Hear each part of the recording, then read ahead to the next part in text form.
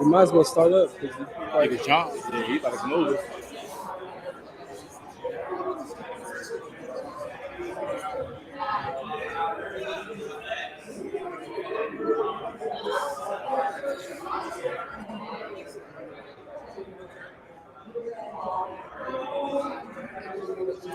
Fucking Olave and Wilson, Gary Wilson and Olave.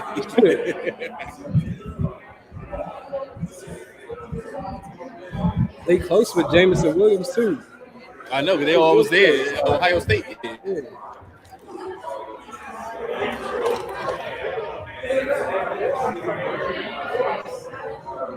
AJ, what would you do if they draft Jamison Williams? Like, how you gonna react? You gonna apologize to Ron Rivera on air? Nah, I mean, if they do, man, that's a good sign. If they don't, oh no. That's the curious part about 11 tonight, man. Because I think Jameson gonna move up. I'd be mad if all the receivers come before I pick.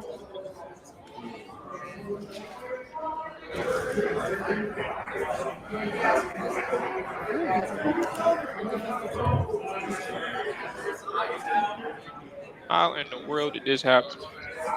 Hey, I'm good. Y'all can hear me? I hear you. Yeah. It's an echo though, but I hear you. It's an echo? Yeah, it's an echo. I mean, I think I know what it is. But that just might be some shit we gotta deal with tonight. You can hear through. I can hear you through my ear. I can't hear y'all. You can't hear nothing. Why you ain't got the other AirPod in? Because I wanted to be able to hear what's going on around me. All right, let's try this again.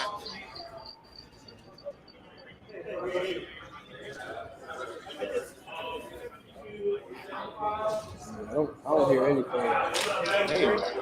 Is your Bluetooth connected to the laptop? Yeah, check that first. Check your laptop. Let me do the testing.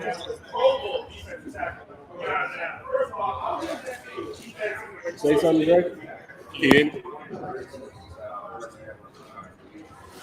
Test it. Yeah. You hear now? Yeah.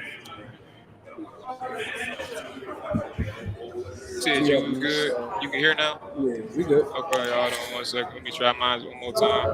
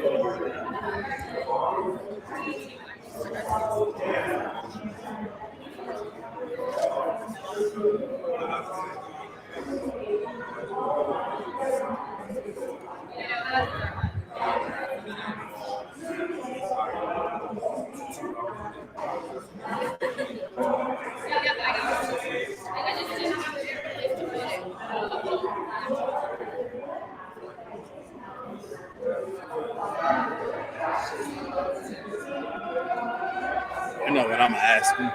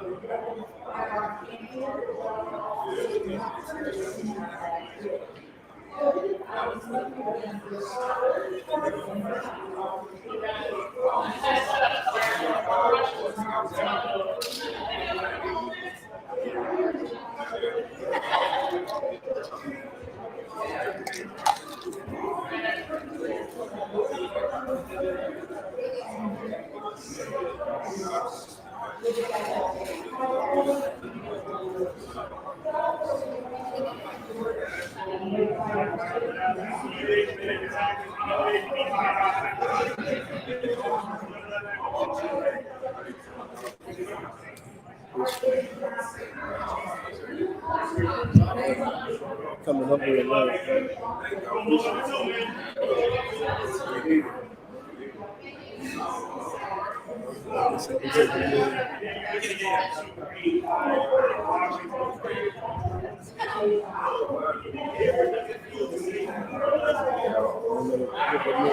These stickers,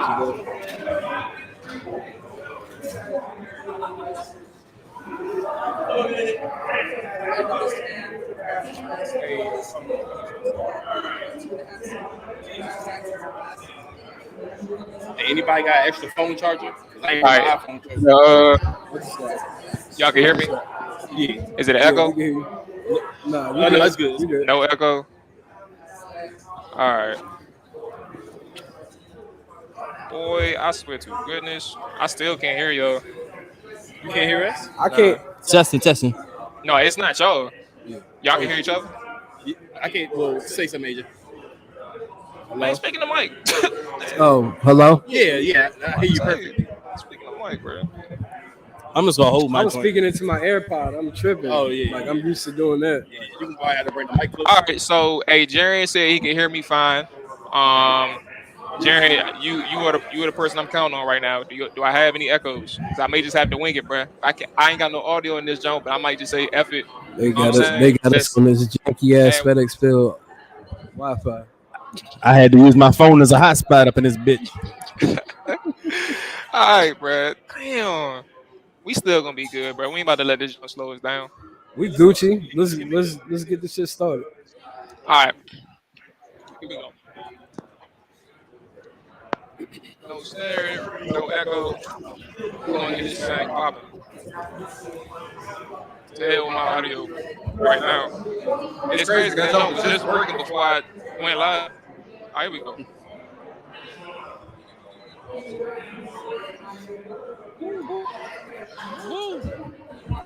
Okay.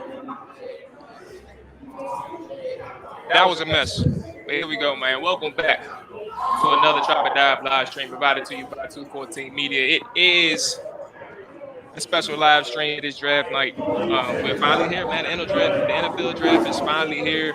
And Drop and Dive Live is live at FedEx, man. I am your host, Marty Maul, Coach Maul, Hand Dog Maul, all that good stuff. I'm here with AJ and Dre. A big special thanks to the Commanders, Hogs Haven, especially for getting this set up together. We appreciate it. Fellas, time is now, man. How y'all fellas doing tonight?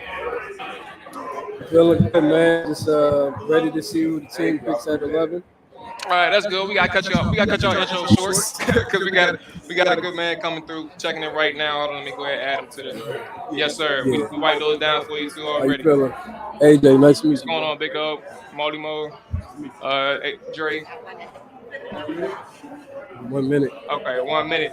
All right, so I guess we gotta make this quick, man. First and foremost, John, man, I look, if we got a minute with you, we just gotta ask you first and foremost, how are you feeling? But also, this year, I guess for the Commanders is something different. You're welcoming in the Commanders era. No more Washington football team, no more Redskins, as you were drafted by. What type of year is this for you all? But what type of statement are you trying to make to the NFL in terms of building a certain type of legacy with this new team and this new organization?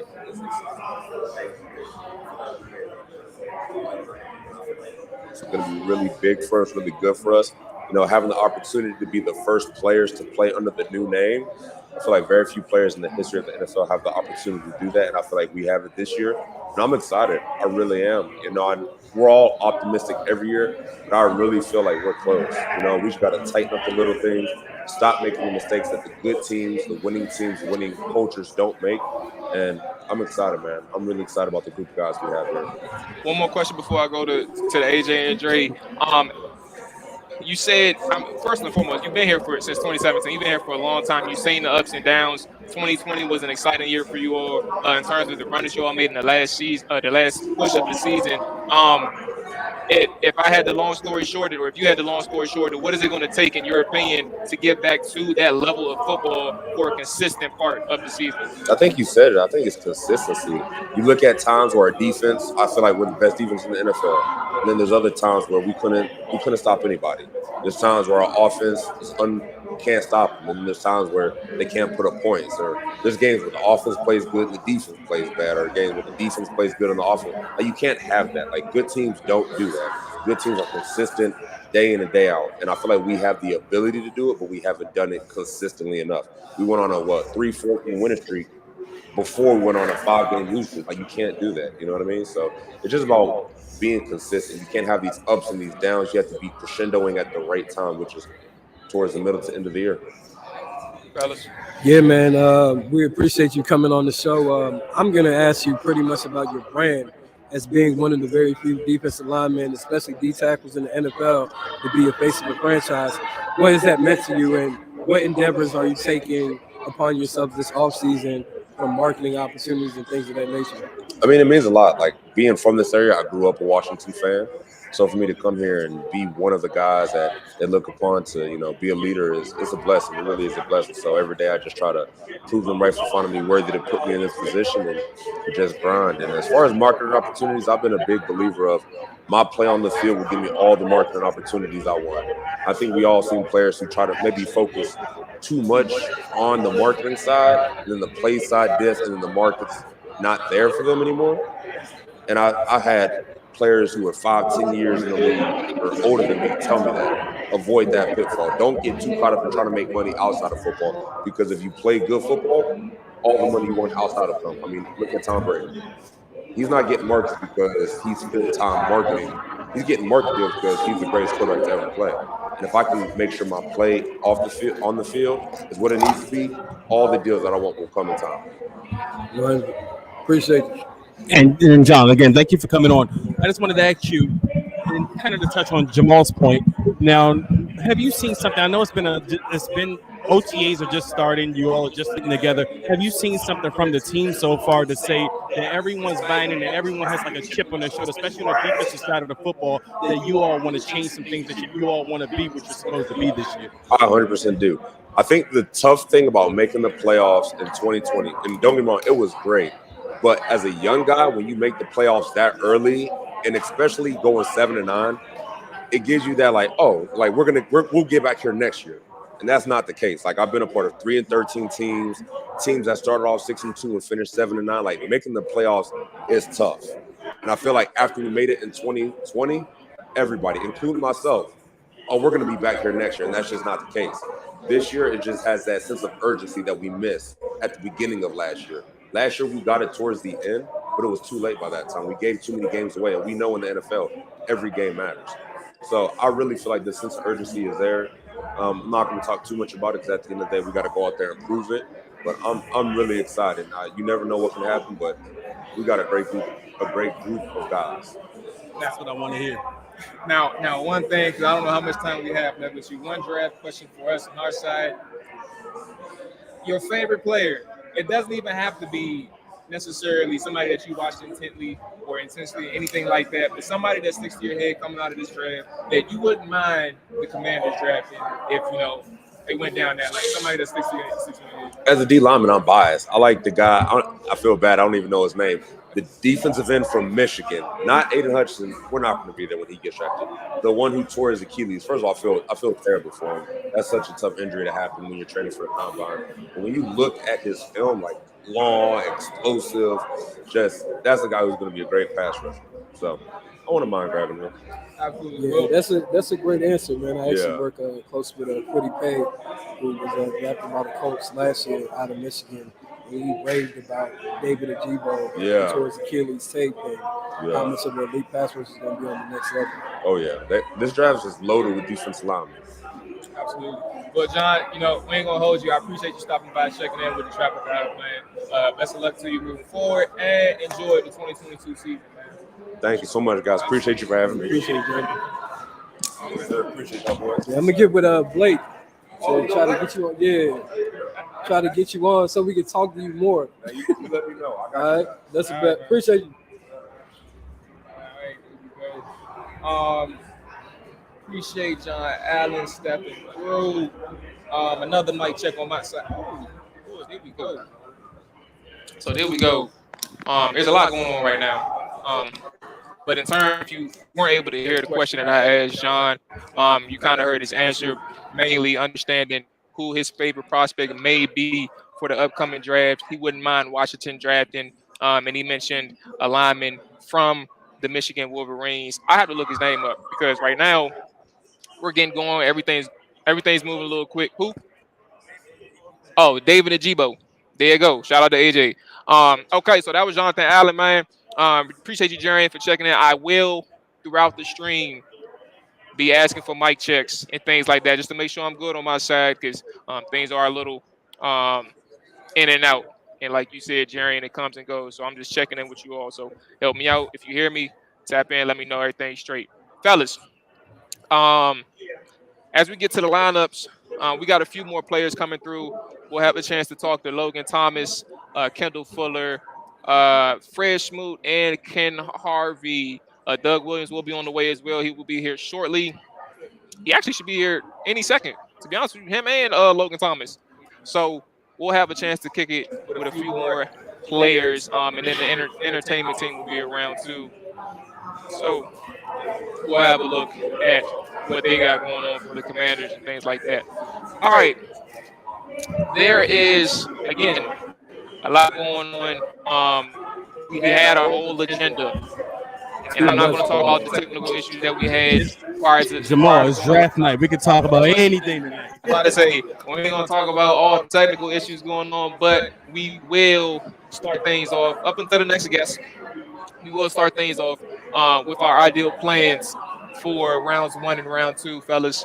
I don't know where you all want to start, but I think it'll be easier for us if we go to each item. So let's tackle our plan A's and break down why we want that plan A to work out for Washington. I'll start. We'll go around the table. Dre, you got the first stab at it. What is your plan A for tonight and tomorrow, rounds 1 and round 2?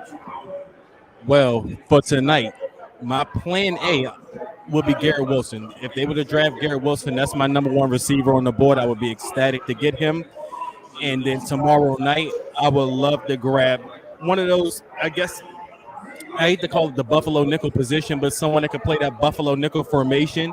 I would love like a Jalen Petrie to fall down so we can do offense and defense. We go offense first. We get our guy Garrett Wilson first. That's plan A. And then Jalen Petrie in the second round. My plan B, and I will be. Oh man! No plan B. Slow down, Martin Mayhew. I get it. Let's go ahead and go around the table and get our plan A's. Yep. You was ready. Go ahead. What's your plan A? Martin Mayhew over here. Shit, my plan is whatever Martin's trying to do.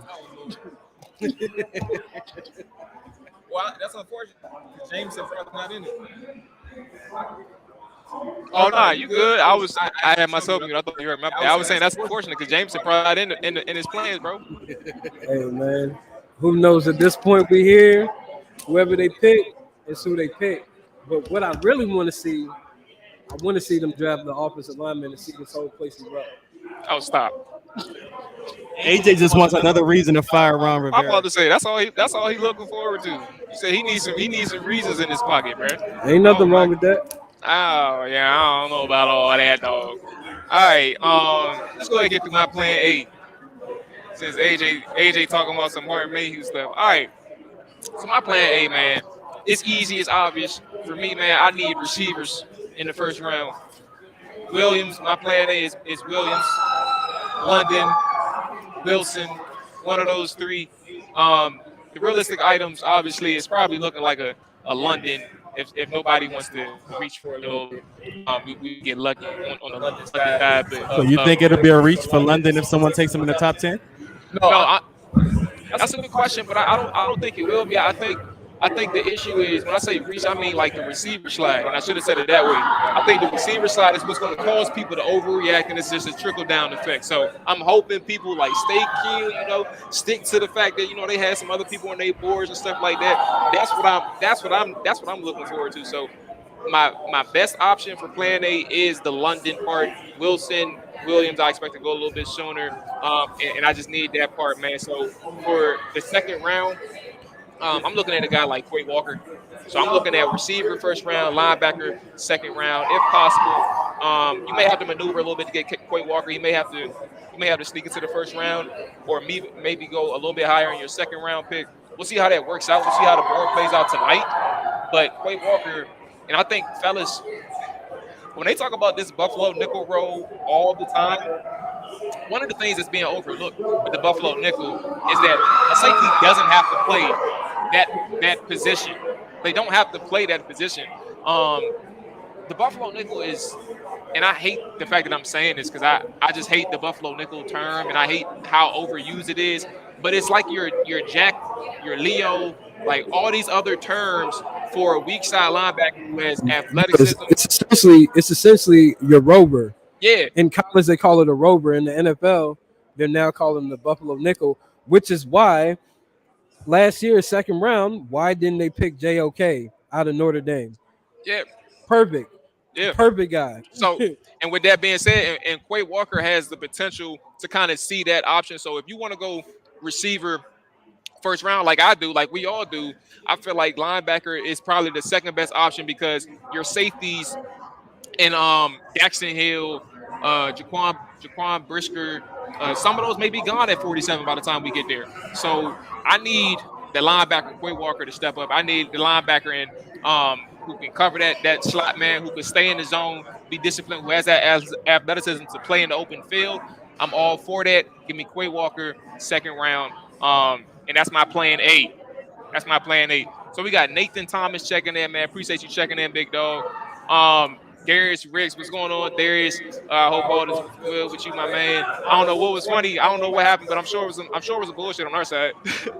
I'm sure it was some bullshit on our side. So, with that being said, man, I just know it's cold as hell. We have what's his name? Doug Williams checking in shortly. He just stepped into the tent, so we'll have a chance to talk with him. Right now, we will have Paul check in. Paul Williams of the 50 Gut blog. We'll go ahead and get him in. And to be honest with you, at this point, fellas, we may just have to run Paul with us with the. I'm about to see if we can get Tim Hightower right here, part of the alumni team. Bring him out here and chop it up with us real quick. All right, I'm about to say, tell him whatever. How about to say, go ahead, give it a shot. But let's go ahead and get Paul in right now and get him going. We got Logan Fletcher coming in here too. So. Yeah, so we have, like I said, we got a packed show, fellas. What's up, Dre? A packed show. So now y'all gonna have to translate for me because I cannot hear no audio in here, and I got Paul in this show. So my audio, my headphones. We cold as a bitch up in here, man. Like this one ain't cold. The setup is crazy. If you see what I got going on my side, y'all, I got one ear out when people are talking. So I'm over here trying my best. They're good. AJ and Dre are good, but Paul, I'm gonna go ahead and tap in with you, man. How you feeling, like, man? Everything good with you? Reading your lips right now. On a scale of 1 to 10, nervousness, I'd say right now I'm about an 8. Once the 8 o'clock hour rolls around, I think it's going to be pushing 10. I'm not sure what they're going to do, but they're known for fuckery, so we'll see. All right. So I know he stopped talking. I know that much. So fellas, so what we're going to do is by the time we get our next guest, we're going to work Paul in. Paul, we're going to make sure you get a question in, or whoever pops up, whether it's Doug or London Fletcher, who just happened to pop in. He's a guest, surprise guest. He wasn't even on the list. So London will probably pop in. We'll see what's going on. But we'll keep you in for a little bit, Paul. And in the meantime, we'll go ahead and chop it up. So, Paul, I'll get your first stab at this. We were talking about our plan A's for the draft, man. I'll get the floor to you. What is your plan A? We're going in order with plan B and plan C. But first off, let's hear your plan A and go from there. I think my plan A right now is stand pat at 11 and see what we can do with either Chris Olave or Kyle Hamilton. I think those are the two main candidates that's going to be there at 11 tonight. I would hope for Garrett Wilson or maybe even a Jameson Williams to be there at 11, but I'm not getting my hopes up. I think they're going top 10. I think the best case scenario, and it's a good problem to have, is to have Kyle Hamilton and Chris Olave both be there at 11, and you just take your pick, whatever you prefer, rock with that, and keep pushing. So let's go ahead and transition to our plan B's, fellas.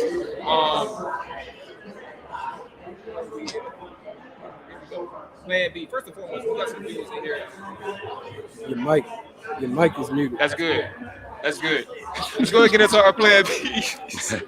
we got some new viewers in here, man. Make sure if you are not already following or subscribed to the Trapper Dive, that you are following right now on YouTube. Make sure that you are subscribed right now on Twitch if you are new to the channel. Help support the growth. And first and foremost, the agenda as well. We will be here until 8 p.m. But the way things are looking right now is 7:06. We are behind. Technical issues did not help. So here we are, right? We'll probably be here a little bit later till 8 at this point, but then we will be immediately back after the Washington Commanders make their selection. So again, if you are new, help us out, hit that follow, hit that subscribe button. Hey, Dre, it's back to you, man. What's your plan B for this draft? What is something that you need to happen? So my plan B for the draft, I want Drake London. If we can't get Garrett Wilson, if they don't want Garrett Wilson, I want Drake London at 11. And if that happens, if we drafted Drake London at 11, I'm going to tweet tonight and I'm going to turn off all my replies to all of the tweets because that's who I want. And I know you all don't like him, but that's fine. I like him. So that's my plan B. My plan B in the second round, give me Chad Muma, the coverage linebacker out of Wyoming. I'll take him. You get your coverage linebacker. We've been looking for that for years. This is not a tweener. This is not a guy you got to figure out what he can play into your defense. He's a guy that can play 3 downs, and he's going to be the coverage linebacker we've been looking for since London Fletcher, a guy we probably should speak into a little bit later on today. So that's my plan B, Drake London and Chad Muma. All right, AJ, you up next, big dog. Who you got, man? What's your plan B? And let's not hear no goddamn whatever Hurney picks. What's this plan B, Brad? I believe plan B should be Derek Stingley. If you can't get Williams or Stingley and Wilson is not there, I think you need to move back and try to collect the second round pick. And then from there, just take the best player available. That's my plan B.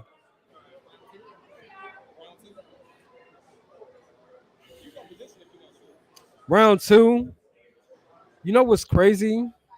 I was thinking it, but when Jonathan Allen mentioned it, I'm like, if they could get a pass rusher like David Ajabo, who was supposed to go like top 20, might as well take that risk.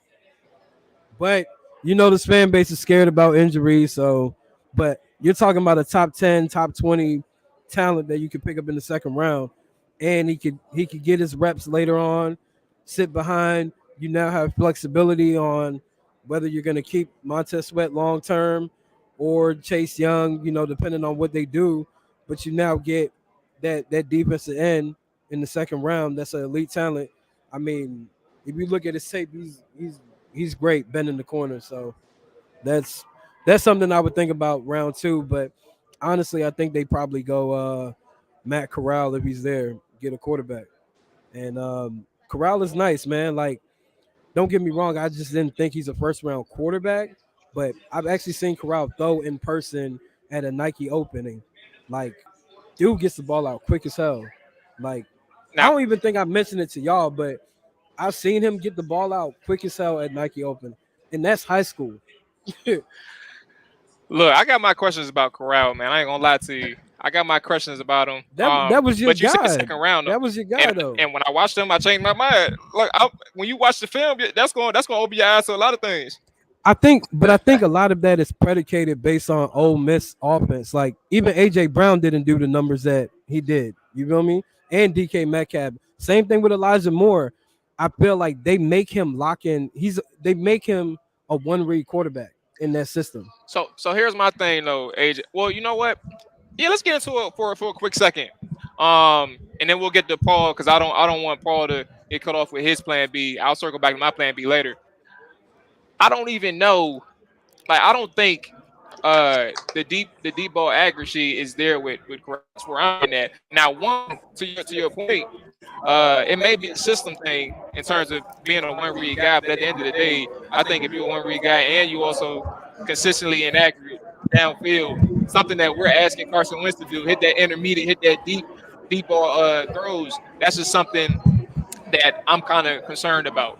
And because I can't hear you, Paul, if AJ got a rebuttal for that, he can go ahead and then Paul, you can go ahead and follow what your plan be. I did want to say something on the Corral thing. Now, does the problem that my issue with him, and I also have the same issue with Malik Willis, is do they protect themselves? I feel like both of those guys, they go in and they're gamers. I mean, both of them are gamers, don't get me wrong, but when they're running the ball, I don't see the need or the urgency to slide. It's like they want to take the biggest hit possible, and that's why you see these guys play through injuries. So this would be my issue with guys like that.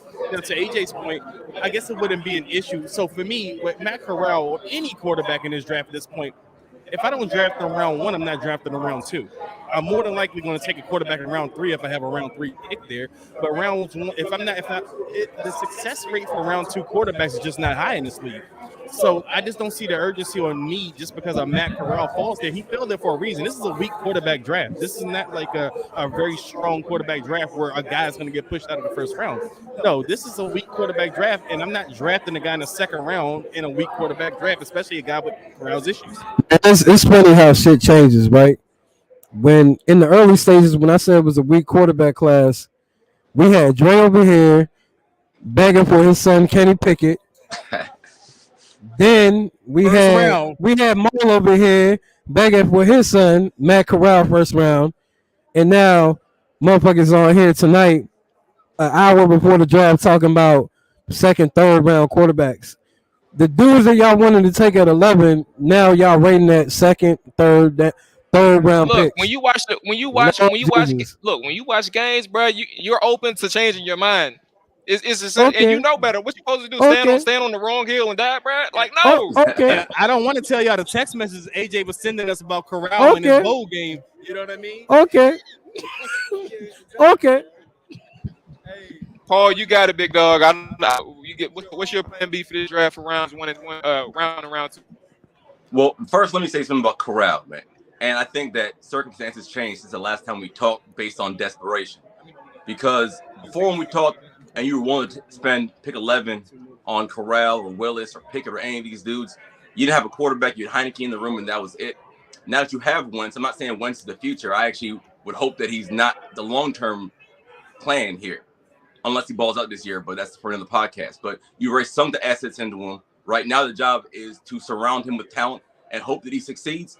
I just don't see what the point is after you're going to spend 2/3, maybe a third and a second on Wentz. Now you sink in a second into Corral. He might be nice. He might be good in the future, but effectively you spent a second round pick on somebody who's not going to play for the next year at least. And, after what happened last year and all these draft picks that weren't contributing, I don't see how you could really go into it and do that. So, Paul, my thing is, if we're expecting this team to succeed, right, how can they pursue a quarterback in the draft next year? If you get a guy like a Corral in the second round that's sitting there, you probably have to take that risk, because if you're really planning on winning, and if you bet all your chips on Wentz like Ron Rivera and company did, you're not going to be in play to get a C.J. Stroud or a young out of Bama. Yeah, there's going to be other quarterbacks that probably, come up as the draft gets closer. But at the end of the day, if you're really expecting the team to win, you're probably expecting to pick late 20s. I hear you on that, but I mean, I'm glad you said Rivera. I'm glad you said win, because that's something that Ron Rivera has to do this year. I'm not saying that if he goes 8-9, 9-8, whatever, what have you, that he's fired. But Ron Rivera knows that he got to start winning these games. He's been saying nonstop, this is year 3, this is year 3. They expect to make that leap. And if he's to make that leap this year, they need a second round pick, whoever it is to play. Hey, Paul, we got London Fletcher joining us right now. Mr. Fletcher, how are you, man? Hold on real quick.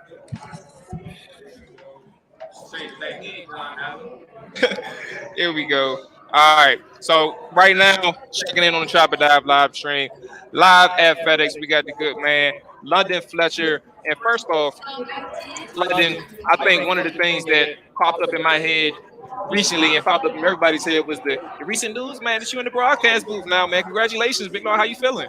Oh, appreciate it, man. Yeah, I'll be in the booth with Julian Bram calling games. I'm looking forward to it. I can't wait to get started. So one of the things that, first off, it's draft night.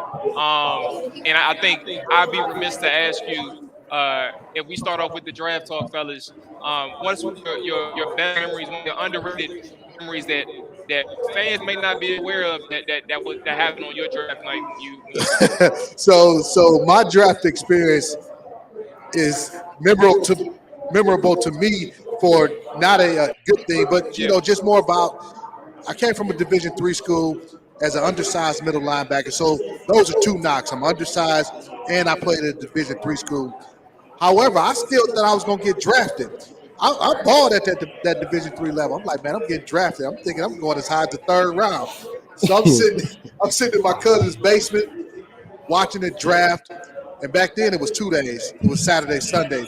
And they do I think the first 3 rounds on Saturday, 4 through 7 on Sunday. So I'm sitting there, same spot for 2 days. And I decided I'm going to write down every linebacker's names that's taken and crossing, guys up that, I guess they had rated higher than me. So get through the draft, man. I'm looking at my list. I got 32 names on this list, and none of them are mine. I was like, man, are you kidding me? So we get in the 7th round. The Rams, I knew they had interest in me. They called me. They're like, hey, all right, London, we got a pick coming up. If you're still here when it's time for to make our pick, we're going to select you. So I'm like, all right, cool. So I'm sitting there waiting, watching. Like, all right, they're going to take it. Man, they get up there and they called another linebacker's name. I said, you got to be kidding me.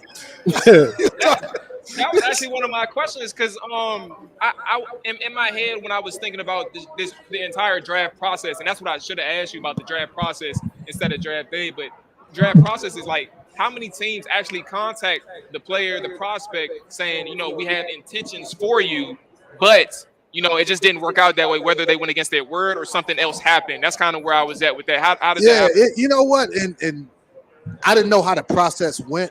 I found out later that's something that they do. They'll tell you that they're going to draft you or whatever and end up not doing it, which I don't get. Like, either you're going to take a guy or not. But right. prior to the draft, I didn't go to the combine. I worked out at Kent State. They had a pro day, worked out there, went to Akron's, worked out at their pro day, had a couple private workouts for some teams, getting a lot of buzz. Teams are contacting me via the draft, trying to get more background information on me, things like that. So, again, I put up crazy numbers in the Division III. I ran a fast time, so I'm thinking, man, what you running at 40? What do you think I ran? Hey, London, let me tell y'all real quick. London is so damn athletic. Y'all don't know. Outside that football field, so we went to so I've worked with D'Angelo Hall over the years, representing him. We went to Vegas to celebrate London in his career. Man, London was giving dudes the business on that basketball court. Yeah. Can you dunk, London? Can you dunk? Oh, not anymore. He tried. He tried. Did I try to? He tried that day. You know what we did? We weren't trying to dunk. Yeah, that was a sweet setup. What happened in Vegas stays in Vegas. Yeah, But the inside, it was all good fun. It was all good I'm fun. telling you, London like CP3 out there. No bullshit. We Tyrod Taylor too. We were running the court. Yeah, now I will say this. He's bragging now. No, I will say this. I was tired as hell after that first try. Yeah, because you kept winning, so y'all just kept running it back. So you said 4 or 5. I said 4 or 5 too. 4 or 5 too. Yeah. I got a 4. Paul, 4 or 5. what's the number on you, Paul? What you got for I London? read a 4.38. 4.38, but right? 4 or 5. I can pick him up and put him down. Hey, I can pick him up and I put him believe down. it. I believe it. I believe it too. Now I was like 235. Yeah, something like that coming out. But yeah, I mean, I guess I wanted to ask a question. I just had to bring that up because we keep everything in Vegas. Yeah, no, that was a great time, man. I haven't seen you in a while, so yeah. But now coming into this team and working in the broadcast booth, replacing D'Angelo Hall, what are your expectations now that you're not watching from afar? You're actually going to be hands-on with the team weekly during the season. What are your expectations as far as like this team competing on the next level? How did they get there? Since I've retired, I went to work for CBS Sports Network. I was doing a pregame show. I was always watching the games, as they were playing, or I'll go back if I wasn't able to watch them live. I'll go back during the week and watch the games. Always watch the games. So I've been watching the games since I left, seeing the team, seeing the players, seeing the coaches, how they kind of, handle situations. We all have our opinions. Now I'm just going to give my opinion on the broadcast booth. And for me, I want them to win. I want them to do well. I want to be fair when I'm assessing what happens on the plays, good or bad, and just really trying to give my perspective, my spin on what I'm seeing on the field. Quick question. Has any team pursued you to be a linebackers coach or some type of coach? I've had coaches that I played for mention it to me like, hey, London, if you ever want to get into coaching, you can be my linebacker coach and things like that. But I got 3 young kids, so coaching on a professional football level, it's a tremendous commitment, a tremendous sacrifice that your family has to make, and I wasn't ready to do that. I will say this, I'm a linebacker coach for my son's middle school football team. I'm a volunteer middle school coach, and my family they love to teach me about that. Okay. I gotta go, fella. I gotta. Okay. Yeah. Go All do good. some more stuff on the field. Absolutely. So, if I heard that right, y'all know what's going on with my audio. He said he had to go. Yeah. Okay, my bad. I I got got audio messing up over here, so that's all good. The interview on the field. But London, I appreciate you stopping by for even just for the couple of minutes, man. It was fun, man. Take care and good luck in the booth, man. Do what y'all. I appreciate it, guys. Absolutely, big dog. All right, man. Appreciate you. Yeah. All right, so there we go. That was London. Fletcher, let me go ahead and remove that thing right quick. Yeah, like I said, fellas. My bad if I took up too much of the time. Hey, we're gonna make things shake right now. We're gonna make things shake right now. There we go. Everybody in here right now, man. Everybody's in here. We got the good man, Damien Bartoni. We got the whole crew in this bitch. Absolutely. The Danes drop back. Paul 50 Gut, Chuck on the way, man. The OG, man. The cigar smoker. I don't see no cigars in his hand, but I did see the bourbon make sure we don't in the back screen, man. So, fellas, just letting y'all know, it's so unfortunate right now until I have a chance to fix my audio. I can talk, but I cannot hear y'all. So I'm relying on the co-host over here on my side. Fellas, how y'all doing today? Doing great. Lovely, man. Lovely, bro. Doing great. You had me waiting for about 15 minutes, but it's all good. I'm happy. I'm here. All right, now. So look, here what we're gonna do.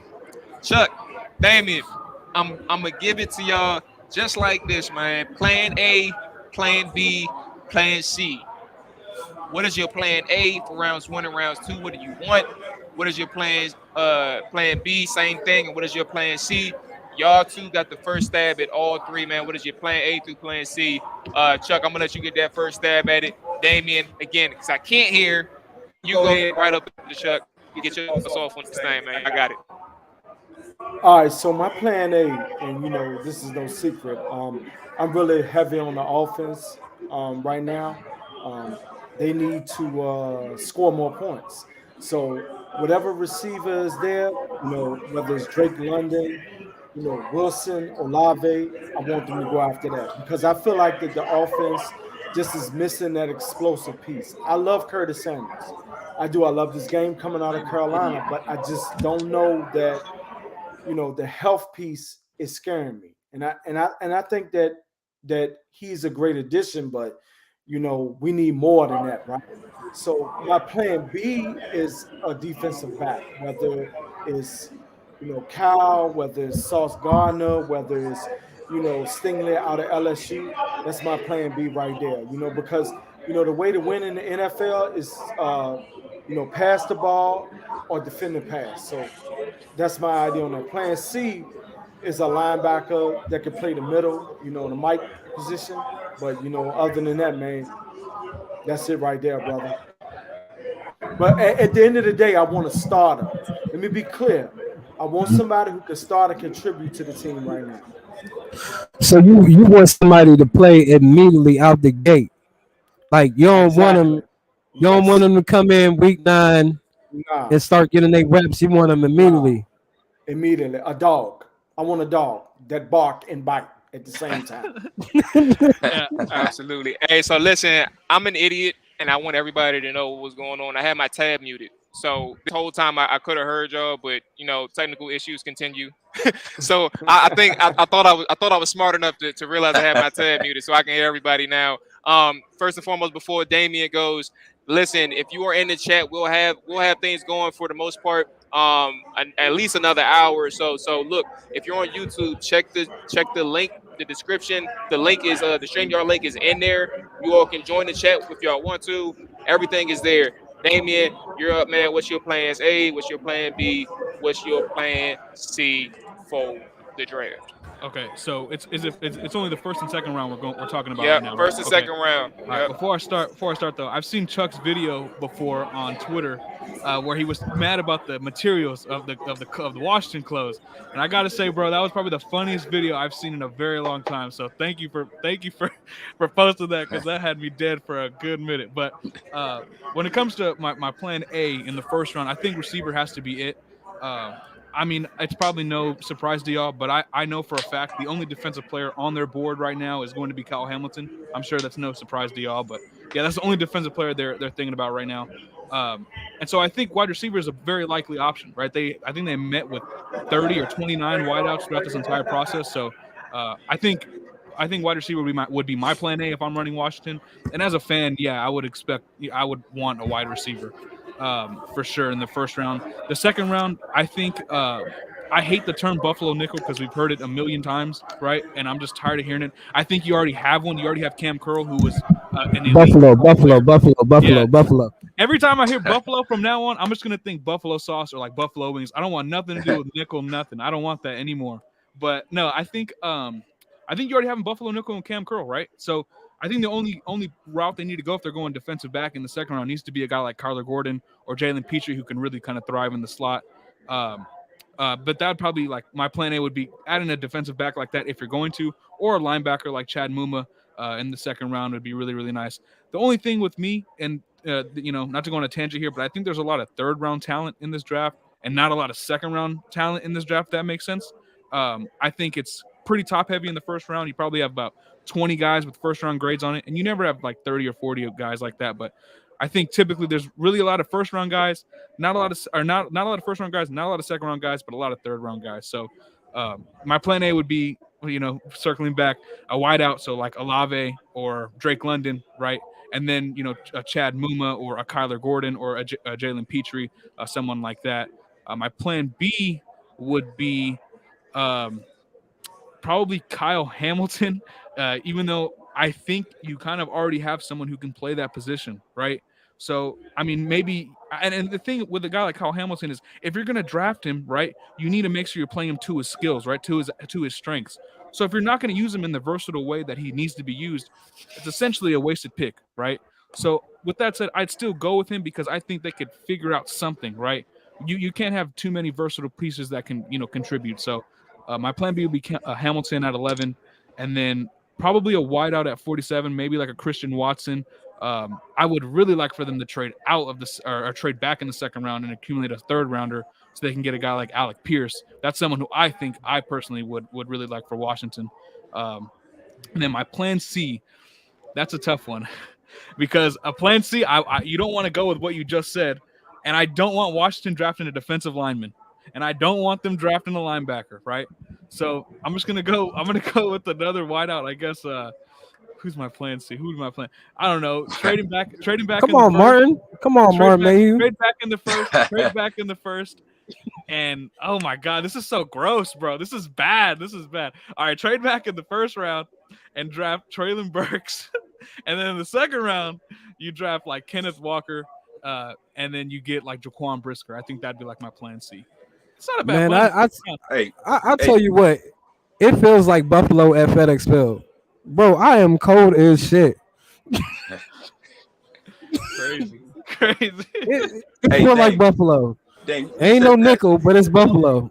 You said the only defensive player on the board right now is Hamilton. You mean realistically they don't expect to get Stingley, or Stingley's down the board? No, they're not. The only one that's on their board is Hamilton. Now I don't know if things change, if that's going to change. I can't confirm that for you, but I can confirm, Hamilton's that's their guy right now. Like defensively, that's the only one that they're looking at 11.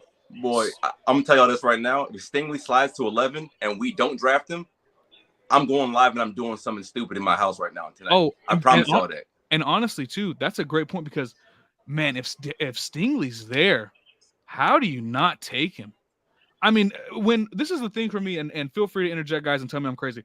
But if the only issue in your game is your motor, you're probably a really damn good football player. Like, just being honest here, right? If the only issue is you know, having to play or you getting excited to play football, you're probably a great football player. So I don't know. That's like his only issue is his motor. Like, I don't get it. The only thing I need to know about Stingley is he went out there and strapped everybody as a freshman when they won national championship. Everybody at practice, everybody at SEC. That's all I care about. Yeah. And now that's one of the things that people have that dilemma. Not necessarily about Stingley himself, but when you look at situations with players who, matter of fact, 2 examples: Stingley and Pickens. George Pickens, receiver out of Georgia. When you have those type of players who burst on the scene, those freshman year, you think that these guys is going to be that prototype NFL superstar. Things fall off, whether it's injuries or production, whatever it may be, a combination of both. Things happen, and you kind of wonder what's going on with these guys at that point. I don't. How do you all feel about the situations like those type of players who you have to kind of evaluate? Is it their 2019 film that you're going to rely on, or are you going to dig deeper into that 2020 and 2021, where it's like it's not that same level of production, it's not that same level of skill set. Some things have fallen. Where are y'all at with that? I think for me it just depends. It depends on the player and what we've seen. So, like, for example, with Stingley, he was looking like the greatest cornerback prospect of all time. His freshman year. So I'm expecting there to be a little bit of drop off in production, right? But even then, he's still so young and has still played at a really high level when he has played. Obviously, he's, you know, coming from, you know, elite level play, you're expecting a drop off. So I think for me, I'm not taking I'm not putting a lot of stock into kind of the dip in production or the dip in play rather. But for a guy like Stingley, man, I think you take all the quote unquote risks that come with him because he's so young. He's really, really talented. He has obvious, you know, fantastic instincts. He can play on an island. Like, there's just so many good things to look at here. I don't think, you know, a couple of down years from being one of the best corner prospects in NFL history is definitely a thing to be upset about. Absolutely. All right. So 2 things. Hey, I'm gonna keep y'all in the back lobby. Give me 2 seconds. We got a guest joining us right quick. So hang tight. We getting y'all right back on. But we got the good man Ken Harvey checking in. So give us 2 seconds. We'll be right back, fellas. Hold on. All right. Boom. Make sure we good over here. Here we go. And then boom. Add the name. Cause this ain't London Fletcher. Let me go ahead and change the name right there. Here we go. Ken R. There we go. All right. Good, how you doing? Jamal, man, nice to meet you. All right, here you go. You got some headphones right there. Already wiped them things down for you, boss. So we got the good man, Ken Harvey. We got him sanitized. Okay, we good. Yeah, we good, man. The good man, Ken Harvey, checking in with the fellas. Ken, first and foremost, I appreciate you checking in, and also, how you doing today? Everything good with you? I'm sorry. Hold on, I can't. You good? Okay, say again. No, I was just saying, I appreciate you checking in. Is everything good? How you feeling? I'm good. Life is good, man. Can't complain.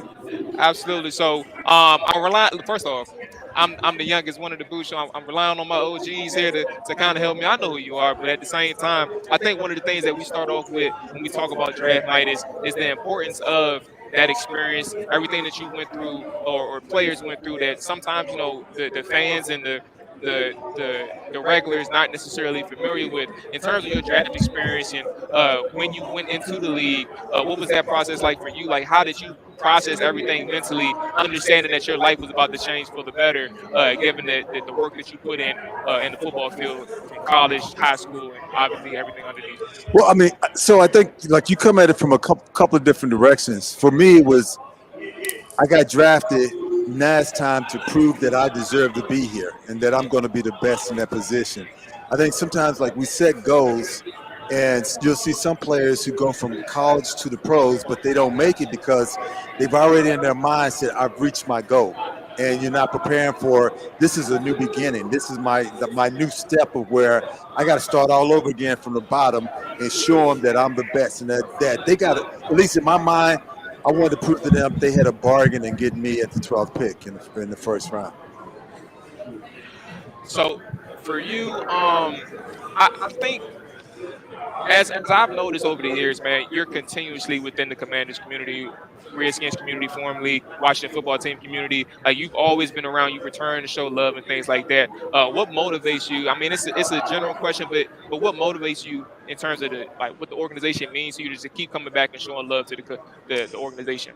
Well, so I have two boys, and I've seen them when they were young and how a football player who they looked up to show them respect and just how much you made a difference to them. And so sometimes, you look at yourself. I just played a game. I mean, in honesty, it was a game. But for someone else to get a chance to maybe meet me, maybe it means a lot to them. And so, what can I do but try to be a good person, at least in the community? Look, I ain't perfect. I got my ups and downs. But I just think that if we can plant a seed in somebody and show them a positive thing, then that's what it's all about. Because the very way I treat someone else, hopefully that's the way someone will treat my family, my kids, my wife, whatever. That's the kind of respect that I would hope that they would give them. So that's what I'm trying to do in return. Hey, Ken, I just wanted to ask you, because I'm an OG fan. You were like my first favorite linebacker as a Redskin fan. But I wanted to ask you, because you came from the Cardinals back in the day to sign with the Washington team with North Turner. What was the thought process or the decision-maker process that made you choose Redskins at that time? Because we were a few years removed from the glory years at the time. So what made you choose Redskins at that time? That's a good question. Well, one was, look, they offered me a good contract.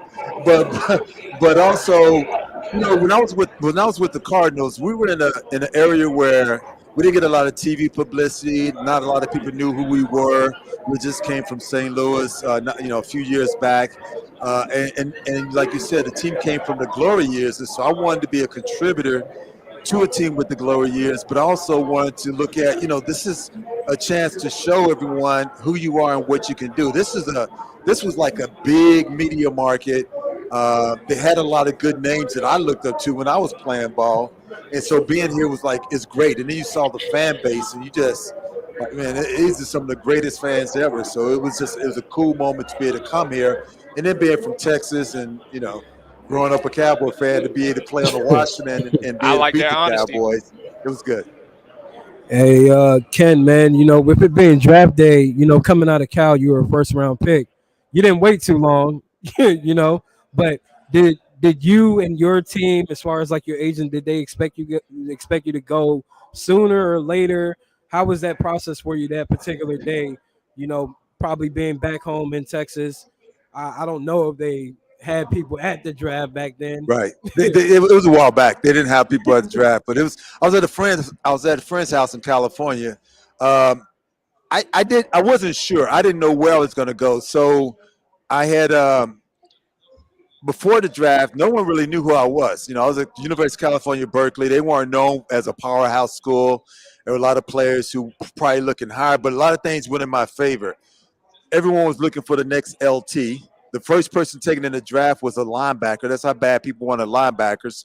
I had 3 postseason games that I was most valuable defensive player of. So that kind of boosted my stock. I did good in the combines.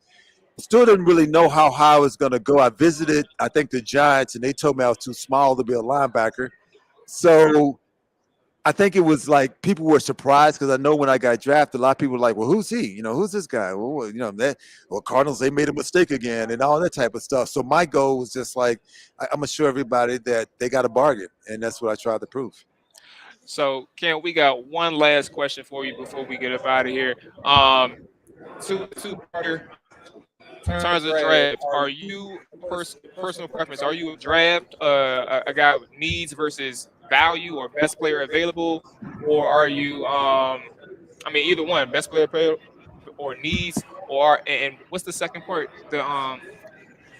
Who's your favorite prospect? I was trying to think. Well, who's your favorite prospect? I think it's more like you look for what you need. Like you gotta, if you believe in your coaching staff, then you're gonna go for what you need, and you can develop players into becoming great players. A lot of times you go and say, I'm going to get the best player available, and the best player available may be good, but he may not fit your team. It may not be a good fit for your team. Good teams scout players and understand this person can add value. We may need to coach him, or we may need to do a little adjustment, but he can add value. There's a lot of times people have talent, but it's just for that one thing. And if you don't need it, then you've wasted a draft pick. You've kind of ruined a player's career, and it's a bust the whole way. So I think it's more finding the player that really fits a need, and then you're working with that player to fill that little slot in there. All right, again, man, I appreciate you checking in. And look, continue doing what you're doing with the area, the community, man. It's best. Definitely appreciate to see your face around. Yeah, Ken's been doing some amazing things in the community since I was a little kid, man. I definitely look up to you. Well, thank you. That just means I'm old now, right? Nah, I mean you an OG, you respect I'm it. gonna say, I appreciate it, man. Thank you, man. All right, yes, sir. Appreciate you, man. Appreciate you. Take care. All right. Yep. All right, let's go ahead and get the gang back in this thing. Boom. Martell is ugly. Let's go ahead and get the gang back in. Let me go ahead and get everybody in this thing. Remove it. That's a lot of people. Oh my goodness. First of all, let me go ahead and check in with the comments. If you're new to the stream, man, just checking in.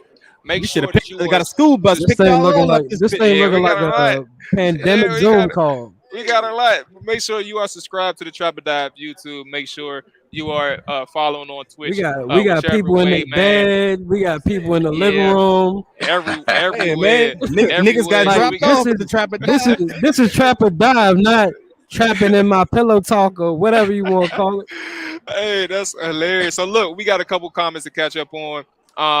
First off, Khalil was hilarious. He said that Terry was traded to the Seahawks for a second. I believe that shit too. I looked at that shit. I started checking my phone. I said, "What is he talking about, bro?" So shout out to Khalil for checking in, man. Homer, yes, we are drinking, but during the technical issues, I drank all the liquor that I had in my cup, so I don't have any more liquor right now.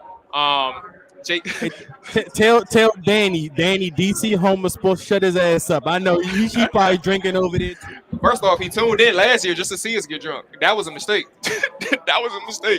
Bro, is that why you sweating like that on the set, cuz? Oh no, that's just look. I got a naturally oily face, bro. That's that liquor. That boy, he's living his life like it's golden. Living his life like it's golden. All right. Hey, so we got a lot of people checking in right now. Cole and Montel, Hefe, the new fellas in here. How y'all boys feeling tonight? Appreciate y'all checking in. Hey, what's up, y'all? Well, you know I'm chilling, bro. I ain't really on too much. About to try to put the little man down, catch what I can of the draft, man. All right, so we got a couple people in here. We'll keep it an open conversation till the next guest comes in. I'll start with Montel and Cole, fellas, in terms of what you got going on for the draft. Your plan A. We don't have to go through plan B and plan C because there's a lot of people in here. But your plan A. What is your most favorable outcome? What do you want to happen in this draft? First 2 rounds specifically. I think that we have to get offense. I keep hearing the potential of Kyle Hamilton. I really think that he may potentially be the best football player on the board. I really, truly believe that. But he plays a position in which the importance isn't what to a team. It's not what it used to be. Great safeties, and it's not like he's Sean T. Great safety. If I'm going to take a person round 1 at number 11, he got to be able to take the ball. And he got to be offense on defense. And Kyle Hamilton isn't that. He's a great player. And then from what I keep hearing, it's this Buffalo nickel position that they're trying to fill that Landon Collins, that he fulfilled that role. But I think it's a passing league now. You got to be able to put up points. We've drafted so much defense in the past 5 years. I think they just need to hone the talent on that defense, maximize it, and go get you a weapon. Plan A for me is Chris Olave. I know you know that. I like Jameson Williams. I do think he's the best receiver in the draft, but the knee injury does concern me. I understand, technology these days, but I think Chris Olave, he's so much to get over the top. He's a great route runner, and when you have speed like that, it really dictates so much of the game. So, plan 1 for me is Olave. Where you at with this, Cole? Yeah. So, my thing is basically what the previous previous guy said, but positional value. So, obviously, if you read my tweets, I've been all in on the wide receivers. So any of the wide receivers I'm pretty much good with. I mean, it's more important that they're able to contribute going from day one, because if that wasn't the case, I would go with Jamison Williams. I think he's the best wide receiver in the draft. But I mean, I like Olave, I like Wilson, and all that. But more importantly, is positional value. Like, you can add a lot of great players in this draft, but depending on the value, you might add Kyle Hamilton and he adds X amount to your team. Hey, P. Cole, if you don't mind, if you could just hold that for a second. We got Kendall Fuller joining us right now. Awesome. And we'll bring you back in so you can finish on your point.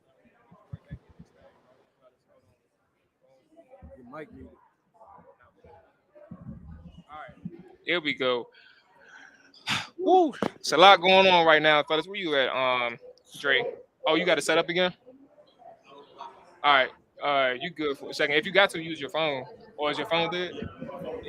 Jesus Christ. All right. Hey, take your time. Right now, we got Kendall Fuller checking their cornerback for the Washington Commanders. We've started this trend. We've been starting with the draft process. It's draft night. Appreciate you checking in first and foremost. But secondly, your draft night, your draft process. I know you all are from the area. You and your brothers, man, y'all are doing good things in the NFL. Explain or go through the process of your draft night. What was one of the most underrated moments that the fans or just regulars who are not involved in these things? What are one of those underrated moments and stuff that you actually appreciated during this draft process? I think I would say just the patience that you have to have throughout the whole process. Even just things like the combine. Like a lot of people, that watch the combine, they don't understand the 2-3 days before the combine that dudes have, just going through like medicals, going through all the testing, all the interviews and things like that. So just seeing guys compete and test at a high level at all the things that they went through before, you definitely respect and appreciate.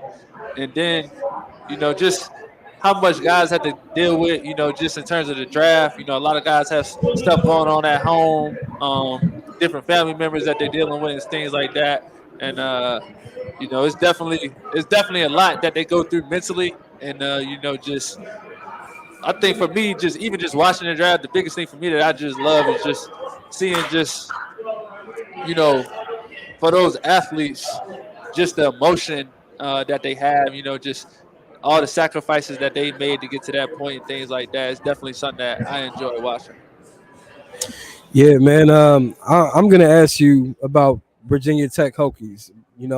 A couple weeks ago, you just went back to Blacksburg with D-Hall, Tyrod. How did that feel going back? After that tenureship with the previous coach, and even your experience coming into the draft. Yeah. You were touted as a first-round pick, but due to like torn meniscus and things of that issue, you ended up slipping. Like, did that all bring back memories, especially with now? Yeah. No, it was dope. Honestly, it was the first time for me, it was the first time me and all my brothers went back to Virginia Tech all there at once.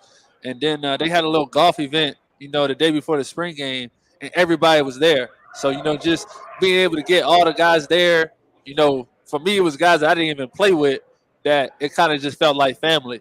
So just having everybody back there and I don't think that's happened in a while. It's been a while. It's been a while since that happened. So that was dope to see everybody come back and for everybody want to come back. You know what I'm saying? Like, Blacksburg ain't a place that you kind of just stroll by. Not at all. Yeah. You know what I'm saying? You got to make an effort to really plan and go up there. So I think guys are just seeing, what Coach Pride is doing. They see the excitement that they have. Guys want to, get behind it. Because, at the end of the day, all of us want to see Tech back at the top. I want to see Tech having a DB drafted in the top couple rounds every year. So, it was definitely fun to go back up there. And Kendall, can you talk about the leadership, the pride you take in leadership? We had Ben St. Juste on a couple of weeks ago, and we asked him, name one player on the team he looks up to and who he tries to take after. He named you. He said you're a guy he looks up to, that you're a guy that he can just watch without you even saying anything because you just know your shit. You just know what you're doing. And he looks up to you. You talk about the pride and the leadership role that you take on the team. Yeah, I think for me, just the biggest thing with my brothers was they didn't always talk a lot, but they always knew I was watching. And I respected them because they knew I was watching, so they always made sure that they were doing the correct things. And I think for me, just being in my 7th year in the league, being around so many different coaches, so many different players, I always wanted to gain knowledge from any player, whether what they did was a strength of mine or a weakness of mine. I wanted to learn how they see the game, and that's one thing that I try to give to like young guys like Juice. Like, I want you to be able to take up as much as you can, and whatever you can apply, you apply, and if you can't, you can't. But like, I want to give you as much knowledge and show you, the right way to be a pro. So, All right, Kendall, man, I appreciate you checking in. We know you got some more no things doubt. to grab. Appreciate Best y'all. of luck to you moving forward already. Appreciate I know you. you're on Yes, that sir. golf course this off season. Oh yeah, I'm on there every day, any day I can. Appreciate y'all.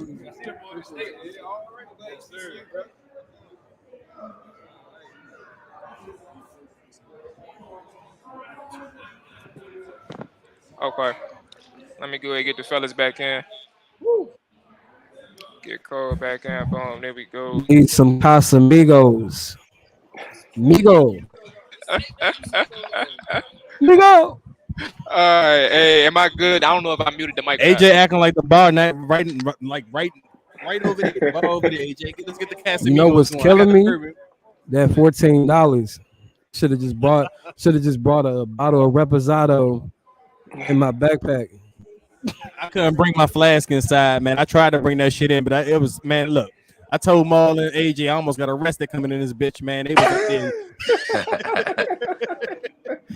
Man, they was fucking with me, man. They ain't trying to let me up in this joint, man. I even took the look. I don't even know if I should say this shit, but I took the owner's elevator and I took that shit and I was like, look, I'm gonna find my way up. That's funny as shit, Dre, because they definitely told us. They said, "Don't take that one."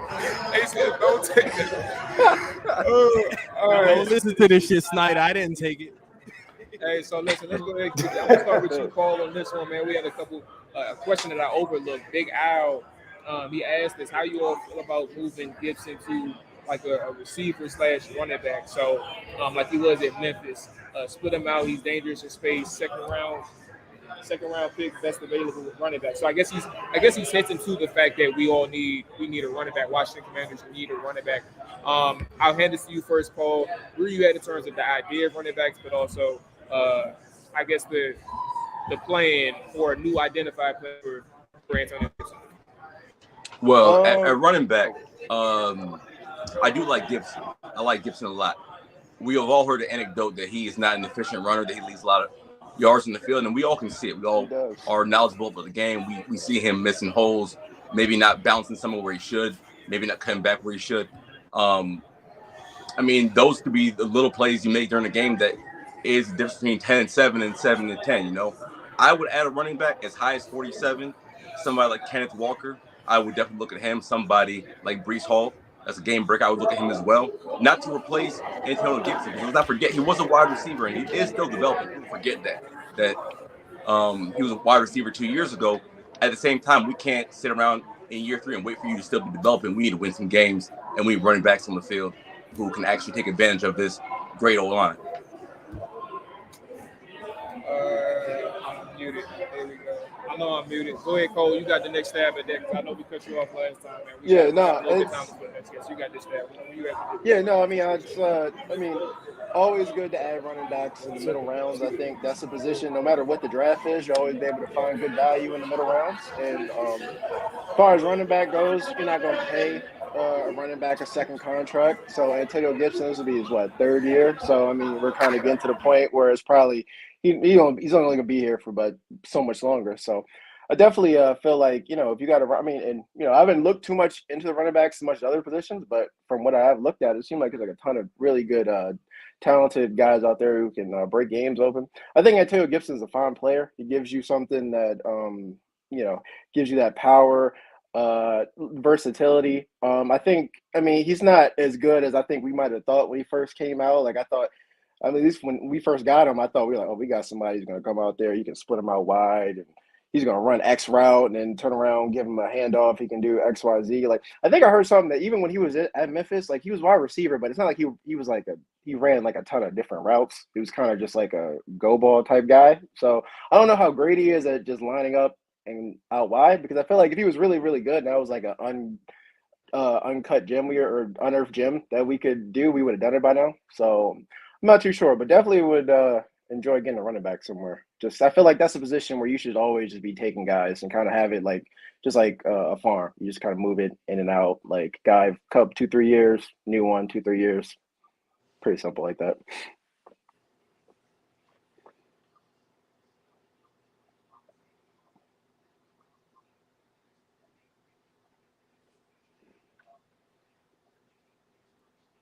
Can't hear you, my brother. Okay, let's try this again. Position. Can y'all hear me now? Yep. This shit is crazy, bro. Okay. All right. So as we go ahead and transition to the first round again, we're going to start with one question, man. What is one player? And I'm gonna start this one with you, AJ. Dre. Excuse me. What is one player we'd least like in the first round, and why? Let's go ahead and get that one out the way, and then we'll go ahead through Chuck, AJ, etc. All this stuff. All right, let me just say this: player at least like in the first round, and it's not that I don't like the player, and I don't think he's going to be a good player, but it's Kyle Hamilton, and I'm not gonna, and I won't be mad if they select Kyle Hamilton. I just feel like his position, skill set, and what you need on his team are just two different things. You know, I mean, at some point I just have flashbacks. Like I have flashbacks after Sean Taylor's death of us all trying to replace the free safety position, and all we would do is grab box safeties, and we were trying to fit these square pegs into round holes. And not that we're going to do that with Kyle Hamilton, but I just feel like it's another box safety in a sense, because he's a box safety linebacker hybrid. Yeah, I get it. He can diagnose plays, and I think he's going to be a good player. But for this team, I don't feel like he elevates this team to the next level this year, or I don't even know about next year. I just don't feel like he elevates this team. And not only Kyle Hamilton, it's not even a knock on Kyle Hamilton, but it's more so what this team has done in the last few years. Like 5 years in a row, we've drafted defensive players. So if you draft Kyle Hamilton, I want a top 5 defense at this point. So that's my expectation going into the season. If you're drafting Kyle Hamilton, you're saying he's the missing piece for this defense to go real next level. So that's the least favorite pick of mine that could happen at 11 is Kyle Hamilton, but I wouldn't be angry at it because I think he's going to be a good player.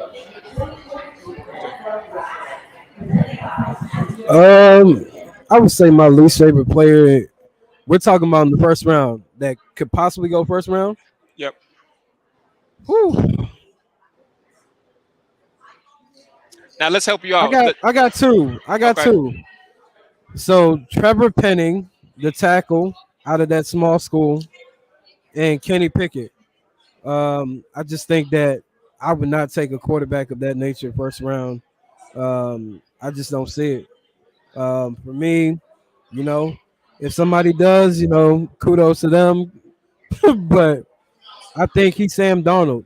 I think he had a great target in Addison at wide receiver, who was going to be one of those top guys to come into the draft next year at wide receiver. But Kenny Pickett for me, no sir. And the tackle Penning, I just don't see him play with much skill. I think he's bullying a lot of smaller guys, but not really seeing a technician that I would want at left tackle. I think you could probably get a better guy at that position. But that's just my overall opinion. Fellas, the floor is yours. What are y'all thinking about in terms of first round? Who is that one prospect that y'all are like saying it? So I would say for me is and it's gonna be surprising for a lot of people. Malik Willis. He left Auburn to go to Liberty. And why did you leave the SEC to go to a smaller school? Now I know your head coach, the coach went down there, but to me, I look at competition and who you playing. And you went down to a smaller school to play some people a lot of them that's not going to be in the NFL right now. So, for me, it's Malik Willis. You should have stayed at the SEC. You should have tried to take the job from whoever that was there and balled out. So that's me. But I know I'm going to catch a lot of shit for that, but it's okay. All right, fellas, 2 seconds, 2 seconds. You know this thing is moving pretty fast over here, so let's go ahead and transition. Yeah, I'm about to Yeah, say we're changing it right I'm now. about to say, look, we updating everything as things go on. Hold on, let's go ahead. We'll be right back, fellas. Hold on 1 second. Boom, boom, and where is the 4? Here we go. All right, and now we good. I'm So sorry, are we in the middle of that? nah, you're good. I would say we got you up now. We're good to go. So now you didn't cross out the. So right now we got We we Jade. we have Jade of the I'm about Commanders to say Entertainment Jade and the Team. Commanders. Thank you for the help, Commanders Entertainment Team. First and foremost, Jay, I appreciate you checking in with us and sitting down for a couple of minutes. I guess I'll start it with this. One of the first things that stole my attention. There was this video. September or maybe late August of last year, the entertainment team made its debut in Richmond, and they were on the stage and after practice, and they had a whole performance in front of the crowd and things like that. And it was entertaining and it was very interesting because it was something that I haven't seen from the Commanders or the Washington football team at the time. Just speak about because I'm not too familiar with the entertainment team, but speak about your experience and how you come to join the entertainment team, but also what things are going on right now with the entertainment team. Yeah, absolutely. So we went through a huge rebrand. Not only did the Washington football team become the Commanders, but our dance program went from being a traditional cheer program and we merged into a co-ed entertainment team. So it has a mix of dancers that do industry hip hop. It's got tumblers, stunts, and we also have Beat Your Feet, which is very native to DC. It's a go-go rapid foot movement style. So something that we think the culture of DC can be truly represented here at FedEx Field. So it's been really fun and interesting to see it all come to life. Jade, I was going to ask, now that you said DC culture, my boy Jamal over here would love to know if you all are going to incorporate any kind of go-go music into your entertainment routines this coming year. Sorry, I can't hear you guys. Can you hear me now? Yeah, I can't hear you. Yes, I was going to say, are you going to incorporate any kind of go-go music into the entertainment? Yeah. We've actually, last season, we did a lot of go-go mixes. So you'll hear like Cardi B, and then there'll be a backbeat that's go-go, so that our dancers can perform, but then the boys can come in with Beat Your Feet as well. Yeah, it's been cool. It's really cool. The fans are loving it. Yeah. Jade, so what is your exact role within the Commanders Entertainment Team? Or I'm not too familiar with the Commanders Entertainment my work? Team. Yeah. Sorry, I couldn't hear you. Your actual role. So I'm your the head role. coach. I was on the cheer program here for 7 seasons. Took over assistant coach last year, and then I'm in my second year fully as head coach. So yeah. Okay. So what really is the difference between the cheer team and the entertainment team? To me, it's all entertainment. It all incorporates the same exact things that you guys did prior to the rebrand. But for some of those that don't understand, like what is the difference? So the difference mainly from the rebrand is we added guys. So that's the first thing that's going to be different. And then also, instead of dancing with palms traditionally on the field to some like old school rock and roll, we don't dance with palms on the field. We dance to industry mainstream music. So we're dancing to more current music today that the fans can actually get behind as well. And then we have gymnasts and tumblers. So before, we never had acrobats happening as well. It was purely dance. So we've added in other elements. Okay, one last question, because I think a lot of times the fans don't understand you guys also have a life outside of this and careers. How much of a commitment weekly or even during the season is it for you and your team, and now with the co-ed members as well? That is something that a lot of fans don't realize, like you said. So they're all full-time, either students, full-time jobs outside of here. We have moms, we have dads on the team. So I think a lot of fans don't understand that this is a part-time passion and hobby, and that we practice 3 nights a week, and then obviously we're at every home game. And then we do promos like this all throughout the year. So it is a part-time opportunity, full-time commitment, but they have full-time careers outside of here. I appreciate you providing that transparency, Jade. Absolutely. So if I had one more question, I would phrase it like this. There's one thing, I don't know if you watch HBO Max's Winning Time about the story of the Lakers. Now, Dr. Buss, the owner of the Lakers in the moment when he were trying to get the things going with the Lakers, get the ball rolling and things like that, he had to figure out what he was going to do for entertaining at this actual arena and things like that. And he had to figure out what that mission was. What did they want to provide with the people that were going to be on the sidelines and in the stands or on the actual floor to keep these guests entertained during a basketball game. If I was to ask you all what the mission is for the entertainment team, what it is that you want to provide for the fan base, if you had to provide a statement, what type of mission would that be for the entertainment team? Yeah, so I tell them every practice, you have the best gig outside of the football players, obviously. Like, your job is to create an experience, to create joy for fans. So when we just had that interception or the ball was picked off and the fans are let down, our role is to step in and get the vibes back up, to get the energy back up, not only for the fan base, but also for the players. To play that mix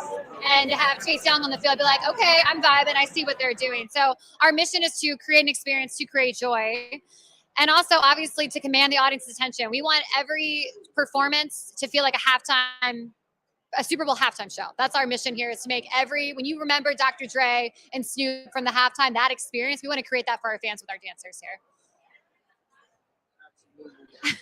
Well, Jay, I appreciate you checking in with us. It was a pleasure to get to know you and figure out what the entertainment team was, the exact mission and everything that was going on here. It's definitely nice to meet you. Thank you, guys. Appreciate it. Yes, ma'am.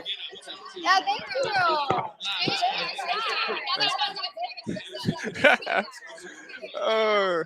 All right, there we go. And that was Jade of the Washington Commanders entertainment team. Let's go ahead and remove that. Yeah. They got it all the way over there on the number 1. So the draft just started. AJ, we gotta talk about that mic. The echo. So like I don't remember how. No, it was fine once we turned the mic was facing her, so it picked up. No, you're fine. I was saying when you turned it the other way, it had an echo. That's I was trying to figure out what that noise was. Okay. All right. So we are. It's me. Hey. I don't know who getting picked when. Yeah, I'm gonna say I got a half view of this thing right here. So I guess we have based on the schedule, we have 2 more coming through. Cole is in here with us. Logan's in here right now. I'm about to say, yeah, Logan is making his round, so he'll be here shortly. And then we have Fred Smoot. So fellas, let's go ahead and get into. I'm trying to figure out one of the easier ways to kind of get this, because things are moving quick over here. So I guess I'll just ask you all this, man. What are y'all underrated needs for the Commanders? And I guess I'll start and I'll name my list. I won't go through like an entire analysis, but I'll go through my top 3. And I'll give a sentence, and I want Cole to go ahead and give his stab at things. First and foremost, as always, though, if you are new listening to the Trap or Dive, make sure you are subscribed to the YouTube channel. Make sure you are subscribed to the Twitch channel. Following if you are not. Helps us out, goes a long way. Shout out to Hogs Haven, we'll set this whole thing up to give us the access and things like that. And obviously the Washington Commanders on draft night. So, my 3, I'll fire them off real quick. Quarterback is an underrated need for me. You have 2 on the roster right now. It's not ideal. And you have to wonder just how seriously the Commanders are taking that position. You don't want to go into the season with just 2 on your roster. You want to have those three numbers, and right now you have 2. Second one, IDL, interior defensive line. 2 of your depth pieces are not around anymore. Deron Payne is currently dealing with trade rumors. And then lastly, that's why I wanted to ask Rebecca, like, actually, how are we supposed to? What's up? What's up with you, man? Offensive guard and offensive tackle. So those are my 3 is offensive line, interior defensive line, and quarterback. If you all want to elaborate, the floor is yours. But Cole, who or what position is your top underrated need for Washington Commanders? I'm gonna go with defensive back, cornerback, like whatever you want to say. I mean, I think our top 3. What you got? Kendall Fuller. I think he was actually the 3rd overall ranked cornerback for PFF this past year. Like, I don't think anybody would think that, but like I looked it up just now. Like, it's crazy. So you got Kendall Fuller, you got St. Juice, you got William Jackson, and then after that, I think you got just a lot of guys that are like journeyman NFL players with who can do a job. So I think that's why one of the reasons why I would be okay with Derek Stingley in the first round, or if some kind of crazy way like Sauce Gardner fell or something like that, I would be okay, because cornerback, that's another premium position where you can if you can get Just somebody for locked up clarity, for you'll be okay with corner at 11 if the board falls a particular way.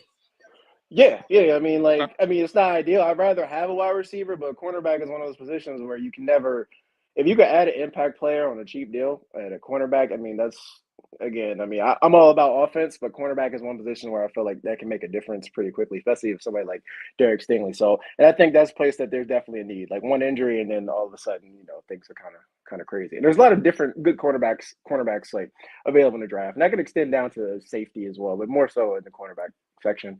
And then outside of that, I was going to say tight end because Logan Thomas, I think last I heard, I think you said on the radio he was looking at week 4 coming back, which is like last like a couple games without Logan Thomas, and I guess he's coming over. Logan's about to be on the show. Yeah, so you can ask him when he gets there, but I guess that's what he said. That's very concerning, and I know a certain segment of fan base really love John Bates because white skill players and all that, but like I just tight end is another position where I feel like it's a weapon, and we don't have enough weapons. Like in general, my thing with this draft is you get weapons. If you can get a tight end, and the Trey McBride guy, I forgot what school he went to, but he seems like the best tight end available. But I don't know if he'll be available by the time that second round pick comes by. But if you can add a tight end who could actually contribute immediately, I think that would go a long way. Like no offense to the this guy Samus Reyes, I don't think it's just as easy as you can just pick up a football and just be an NFL player. I think that's more of a gimmick than anything else. So definitely defensive back and tight end. I'm about to say he's in the developmental thing for a reason. Whatever the program is for the international players in the NFL, I think that's an underrated aspect of the whole entire ordeal is understanding that the developmental players need time. And to your point, I don't know when he's going to be ready, but they're going to keep working with him, and I guess we'll see how that goes. But if you're talking about tight end and not necessarily knowing where that production is going to come from, at least immediately, that's a problem. There's a problem. I completely agree. All right, fellas. Dre, let's go ahead and get into your underrated.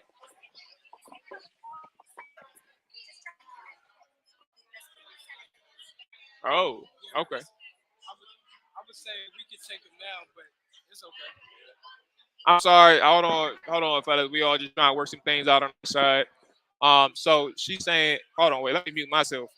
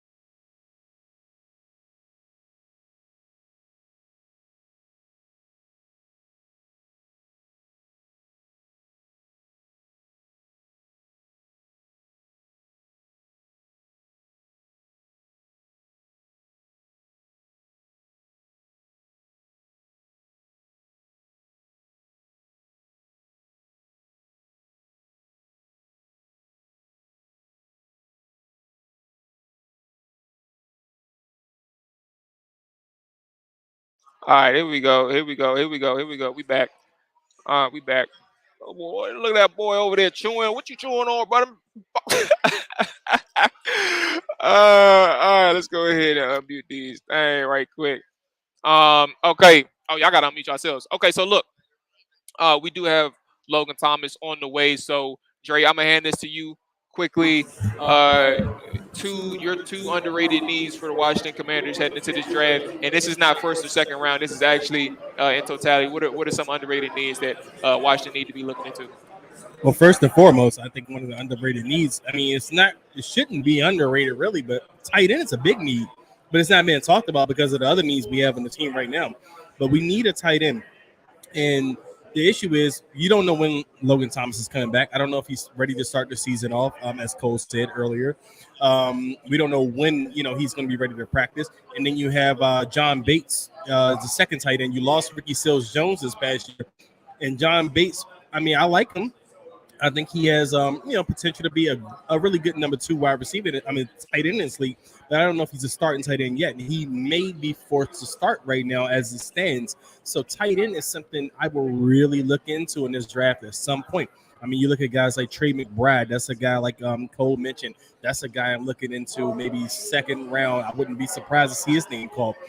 My other underrated need position is edge rusher. Yeah, you got Chase Young, you got Montez Sweat, but how much longer are you going to have Montez Sweat? Because you have 4 with defensive linemen right now. I think Deron Payne's status is in limbo right now. Jon Allen, he's here. You're going to probably sign Chase Young long term, but you're not going to have 3 guys making top of the market money on that defensive line. And as it stands behind Chase and Montez, we don't really have anybody as an edge rusher. So that's my final need right there. Logan Thomas is just checking in with the fellas. What's going on, boss man? Jamal, bro. Nice to meet you. Yes, sir. All right. Here we go. All right, so fellas, we have Logan Thomas checking in with the Trap or Die podcast. First and foremost, I do appreciate you checking in. Let me go ahead and unmute you. Make sure y'all unmuted too. You know what I'm saying? Logan, man, first of all, like I said, the general question is how's the recovery going along? We understand that you went through some things late in the season. So how are things looking for you right now as it stands? They're going good, man. I'm grinding away, doing what I got to do. Going a lot better than I expected it to. I'm not even halfway there yet to what I'm supposed to be recovered. So my target date is week 1. All right, and one thing, as we talk about the draft night and all these draft situations, position switches. I was a fan of you when you was a quarterback at Virginia Tech, man. That was my thing, and understanding when you went from Arizona to finding that way as a tight end. Who approached that to you? At what moment in your career did anybody approach you in terms of a position switch, and how did that go in terms of your mental process and figuring out that this may work out for me? Because things are working out well in Washington. Oh, yeah, they're definitely working out well, and I'm happy to be here. It kind of hit me, well, pre-draft, a bunch of teams were like, hey, man, if you slide out of the 4th round, we'll draft you as a tight end. I was like, okay, like I understand that. Body type, speed, size, I get it. But it wasn't until after I got cut in New York is when somebody came up to me and was like, Bob Quinn, actually the GM of the Lions at the time, and then the GM of the Ravens, Ozzie Newsome, they both came at the same time. It was like, we want you to switch to tight end. And so I had 2 teams vying for it. Ended up going to Detroit, and then that's when I made the full switch over to tight end. Okay, you know, watching you at Virginia Tech, you know, after you follow up behind Tyrod Taylor, like at the time I was working with D'Angelo Hall, so we all expected you to be number 1 pick in the draft at quarterback. You know, right. Some things happen, but you're still here in the NFL, which a lot of people can't say. But did you ever envision yourself later on in life playing tight end? No, I always thought I was going to be a quarterback. Obviously, some things happened to the point where I'm not. Some my fault. Some I can't take full blame for. But now I'm just happy I am, man. It's made a living for myself, made a living for my family, and you know what? I love it. I love every single day I get to go into work and be around those guys, but also play a sport that I love, that I've played since I was a kid. It's a blessing, man. Yeah, congratulations to you for being willing to even make that transition. Some people didn't do that. So it speaks to how you care. Well, thank you. I appreciate that. And Logan, I wanted to ask, what's the energy like in the building now with Carson Wentz? I mean, how's he been receptive to his team, especially with guys like you? That's going to be one of his top pass catchers. What's the energy like with him? I'm not going to lie to you. Like, the energy in the building was on fire before the guy came in. Like, we know what we got in that building. If it wasn't for a couple of injuries and weird COVID times last year, we thought we were in the playoffs again last year. Carson coming in, he didn't really have to do anything. This thing is already built and ready to go for him. With him stepping in, it's time to go. And once September hits, we're excited to see what we can do. Our side, man, Logan, I know you got to go. We appreciate you checking in, even for the couple minutes, man. It was definitely good to catch up on you, see how things are going, man. Best of luck to you in 2022. Do you have like a target date at all in terms of when you may be back? So my personal target date is week 1. I don't care what happens before then. If I'm ready to go week 1, let's go. Absolutely, man. I'm not afraid of it. I'm not afraid of it. Week 1's my target date. Look, we gotta answer questions. No doubt. But yeah, we get you out of here, big dog, man. Best of luck to you. Appreciate you checking in. I'm Logan's publicist. Don't say shit. Absolutely, bro. All right, man. All right. So listen, before we get what is it, 8:20? Are we waiting on one more person? Trayvon Walker's the number 1 pick. Okay, yeah. So Trayvon Walker did. Trayvon is the defensive talent. Yeah. All right. Okay. All right. So we'll go ahead and hang tight a little bit for Fred Smoot and catch up with Fred. Let's go ahead and get Cole back in this thing right quick. Cole is still checking in. First and foremost, everybody. First off, hey, I got people watching, some good friends. Stop talking about my face. All right, I know I'm a handsome fella, bro. You know the oil a little shiny. It is what it is. That's what makes my skin great. All right, so stop. Look, just enjoy it, embrace it if you're watching the stream. All right, deal with that. But if you are new, if you are just checking in, make sure you are subscribed to the YouTube channel. Trapper Dub. If you are on Twitch, make sure you are subscribed as well over there. That is a followers only chat, I believe. So make sure if you are watching over there, you are participating in that aspect. So yeah, with that being said, let's go ahead and transition back to the draft talk. Trayvon Walker just went off, and I think Aiden Hutchinson just got selected. Yeah, Aiden Hutchinson just went number 2 to the Detroit Lions. That's an interesting pick. But I guess they like some defense. I would have went. I ain't gonna lie to you. A team like that, they need some excitement in their life. I understand like building a roster, but I also understand you need somebody to fill some seats in that stadium. So interesting that they didn't go. Well, I was gonna say they're interested they go the trade back route and go quarterback, but that don't really matter. So what y'all think Houston about to do here at 3? Are we about to see a run of defensive ends? Are they gonna go Thibodeau? Or are they gonna go offensive lineman? Or maybe a cornerback, maybe one of the corners. Well, don't forget, AJ, when we did our mock drafts, what was the needs for Houston Texans when we did the mock drafts? Everything. It literally said everything. They just if you need was good asking players, that question about, yeah, they just need good players. So if you would ask me what they got going on at the next pick, I would tell you everything is up in the air. Like you can get anybody and it'll be a good pick for them. Cole, when we talk about players, because I know Dre just went. You get the next status one. You've been around for a minute. I appreciate you staying tuned and things like that. If you were talking about one player in the first round that you least like, if the Washington Commanders was to select him, who is that person in your head? What does that person look like for you? Yeah, so I mean, I hate to call out an individual player, but like I don't think it's gonna happen, but I've just seen people just mention it in passing. Jordan Davis, the defensive lineman from Georgia. Oh no, hold on, Lord Jesus, come on, man. Like at 11, like I mean, I totally. Oh, at 11, all right, yeah. That's what I mean. When I'm saying I'm not talking about him as a player. I'm sure he's a great player, great run stopper, but you've drafted defense first round, like I don't know, 5-6 years in a row, and then that's the run stuff in defensive interior lineman. Like that would be a disaster, and that would cause me to drive up there and get loud and get crazy. So don't do that. I mean, outside of that, I mean, Kyle Hamilton. The thing with Kyle Hamilton is, and I think he's going to be a good player, a pretty good to great player. It's just what I was saying earlier about positional value, where for him to be a really good. For him to be a really good pick, he has to be the most elite version of himself. Compare that to if you take a wide receiver there. I think like a wide receiver like Olave or Wilson, they might not be one of the best wide receivers in the league, like numbers wise, but their value as a wide receiver too is higher than that of a safety. Unless Kyle Hamilton is literally what everybody swear he is, and what Isaiah Simmons was a couple years ago is like a guy you can just put anywhere. He just instantly erases a tight end or a wide receiver.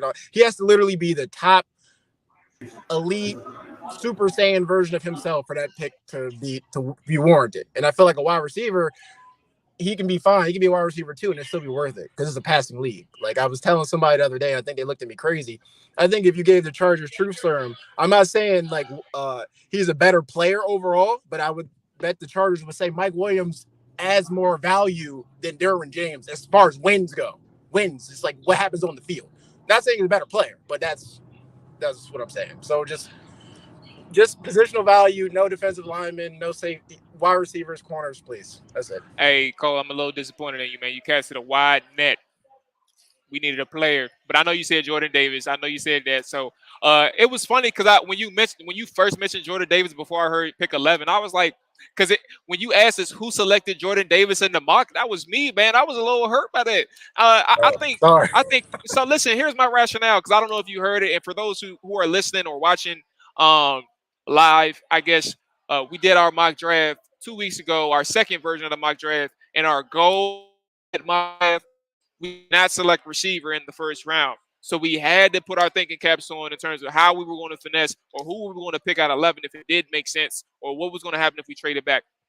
Fellas, it actually kind of worked out in our favor because before we did it, we didn't even know that Deron Payne was going through what he was going through. We didn't know that there was some soft calls or notifications put out there and soft fillers that he would be available or potentially available during the draft. So he's available for trade. And long story short, about Jordan Davis, that's the reason why I picked him at 20-something for the Commanders, because eventually at some point you have to understand that with that lack of depth, because you lost Ioannidis and because you lost Tim Settle and let him go to Buffalo, you have to understand that at some point you're going to have to let somebody else walk. And what things are looking like right now, they don't even have an intention on offering Payne an extension. So in theory, it makes sense. Can you do that next year though? Because Deron Payne is going to be here this year though. Yeah, I mean you could, but I mean, what if you come up a third and a second, or maybe even a next year's first for somebody who's really desperate? Like, where you at with that one? I agree, but at the end of the day, I do think interior defensive line is going to happen this draft. I just don't know what round.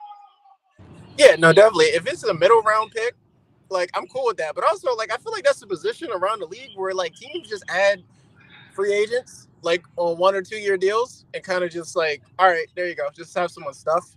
Like just all right, just here's $10 million, just go stuff holes for a year, and then we'll see what happens next year. Like so, yeah. I mean, but Jordan Davis, he's a great player. Don't get me wrong. You look at his tape, he's out there murdering people. So very good job. Absolutely. So Derek Stingley just went off the board to the Houston Texans, number 3 overall. That is an interesting pick. I said cornerback. Yeah. I told you all. I can't believe you went before Sauce did. Wow. Yeah, nobody had that. Wow, that's crazy. So who's up next on the board? I can't. Oh, Jets. All right, so the Jets are on the board next. And this is gonna be interesting because we know the Jets, they haven't made that trade for Debo, that rumored trade that everybody said he was going to make. So they haven't made that trade for Debo. This is one of those rounds. These are one of those teams that you have to monitor. What are they going to do with their first 2 picks, their top 10 picks? Are they going to take a receiver? And if they take a receiver number 4, that may cause the slide. I think they're going offensive line, definitely. Yeah, I was going to say if they go offensive line or any other non-receiver position, and the longer it waits for Washington or the longer it takes, the better in that regard. Okay, all right. Speaking of receivers, man, I don't know if you were prepared for this one, Cole. So I guess I'll transition to this one. When we talk about our top 5 receivers, fellas, we're going to be rehashing it. But for the listeners and the viewers, since there are no receivers that haven't been taken yet, we will update live as things come around. But our top 5 receivers in this draft, what's going on, Steve? I appreciate you checking in. I think that he asked who do we think is going to pick 11. I'm banking on Drake London to this point. I still think Drake London, the way things are going. So we'll see. But Cole, I guess I'll give you the first stab at this one. If you need a little bit more time, we're good over here because we did this already. We're rehashing. But who are your top 5 receivers for the Washington Commanders in this draft? Who do you want number 1 through number 5? Okay, so it contradicts myself because I said I want somebody who contribute immediately, but Jameson Williams, I think. I know where this is going. Yeah. You watch his tape and he just pops. Like he just looks like somebody. Your mic a little low too if you're talking. Right, yeah. Can you hear me now? Yeah, you good. Yeah. Like I think Jameson Williams is number 1 because you watch his tape and he's different than other receivers in the sense that he's just going. It seems like every time you get the ball in his hands, good things gonna happen. Reminds me of kind of like Deshaun Jackson. You just give him the ball and just watch how it happens. So he's my number 1. I'd rather do it in tiers than instead of like just ranking them better. So he's my first tier, and then tier 2 is Garrett Wilson and Chris Olave, and then my third tier is Drake London, and then the fourth tier is Nah, you good. You good. I had to mute some people over here. Oh yeah, no, that's cool. So like, yeah, so fourth tier I have Drake London, and then fifth tier George Pickens from I really like him. This guy on Sam Munson for PFF. He was one of the first people who really talked him up to be like a first round pick, and I kind of looked into it more, and I kind of see what he's saying. So those are my top 5, personally. So I'm gonna run through my 5 for the people that's still here. Listen, my 5 is somewhat similar, but here's how I rank these. My first 3 in my top 5 are in that upper tier. The bottom 2 are in a completely different tier. That's kind of what separates them from me, man. And for me, I'll go number 1, Jameson Williams. You broke down Jameson Williams. I don't even have to kind of reiterate that, but that speed, he's a demon with it. Route running is cool. Everything else in between, he has some yak ability. He's smart. He looks to turn upfield. I appreciate that. He's not that person that explosive leaper or anything at the catch point or anything, but he will make sure that he understands his routes and try to separate downfield through multiple different areas. But speed is that number 1 part. Number 2 is Garrett Wilson. He is the guy that's explosive at the catch point. I love it. I can't look when it comes to him and Chris Olave. There's a distinct difference. Like, I'm a person who appreciates a person who's looking to score touchdowns, who has that dog in him when the ball is in his hands. He's not worried about getting hurt. He's not worried about his frame. He's not worried about how little he is. He's going to try and make you miss. He's going to try and take things to the house. Garrett Wilson with the 4.3 speed is just as fast as Olave. Also has things in terms of running the thing I appreciate. Number 3, Drake London. Drake London, for all the reasons that I've preached over the past 2 months, man, Drake London is a dog. He has that elite playmaking ability at the catch point, man. He is a leaper. He is a person who makes those contested catches look very easy on his side. But secondly, he is also a smart route runner. He creates separation in the short and intermediate level areas. All he needs is a quarterback. He's a quarterback, man. The USC did him no favors. So Drake London is number 3 for me. Number 4, Jahan Dotson out of Penn State. If Jahan Dotson and Chris Olave is number 4 and number 5. Those 2 are in the second tier in terms of distinguishing them from the first 3. But if you can find a way to trade back and get a Jahan Dotson or Chris Olave, I think you're still winning because you can come up on some players or some additional draft picks moving forward. So Jahan Dotson is number 4. I like his ability in terms of his catch radius. There's nothing he can't go get. Right? It's nothing he can't go get. But also he has the play strength to kind of really maneuver through the contested catch areas and things like that. So I'm appreciative of that. And Chris Olave, man, for all the reasons that you kind of mentioned, for him being your number 3 or number 2, that is my guy. So Dre, AJ, if y'all want to rehash, while we do have Fresh Smoot on the way. But if things come up and we gotta kind of jump to them, we will. But AJ, you got the stab at this. Go ahead and rehash your top 5 wide receivers, man. Off the top of my head, man, of course, wide receiver number this whole draft. Hold on, the Jets about to select right now. Let's see what they do.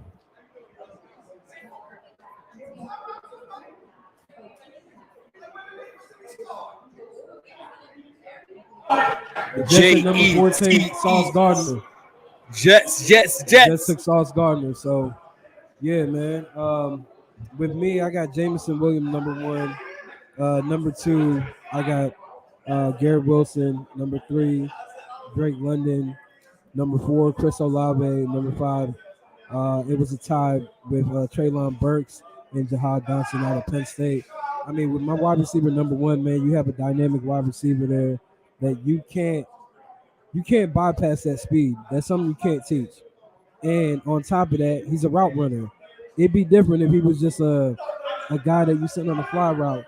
When you're talking about a route runner here, you definitely have to take advantage of the opportunity to get a guy like that can complement Terry McLaurin and help this offense do dynamic things. I mean, maybe that changes how Scott Turner plays. But even beyond Scott Turner, you'll have a dynamic wide receiver that you can utilize for years ago with your team.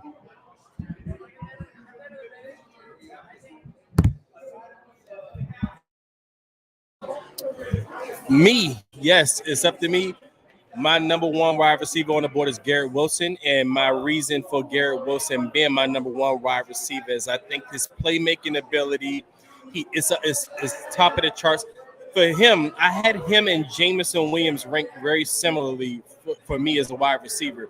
But being as though Jameson's the injured one and Garrett's not the injured one, Garrett's my number one guy right now. I feel like they kind of bring the same ability. They can break the game open at any point. They can take it to the house at any point.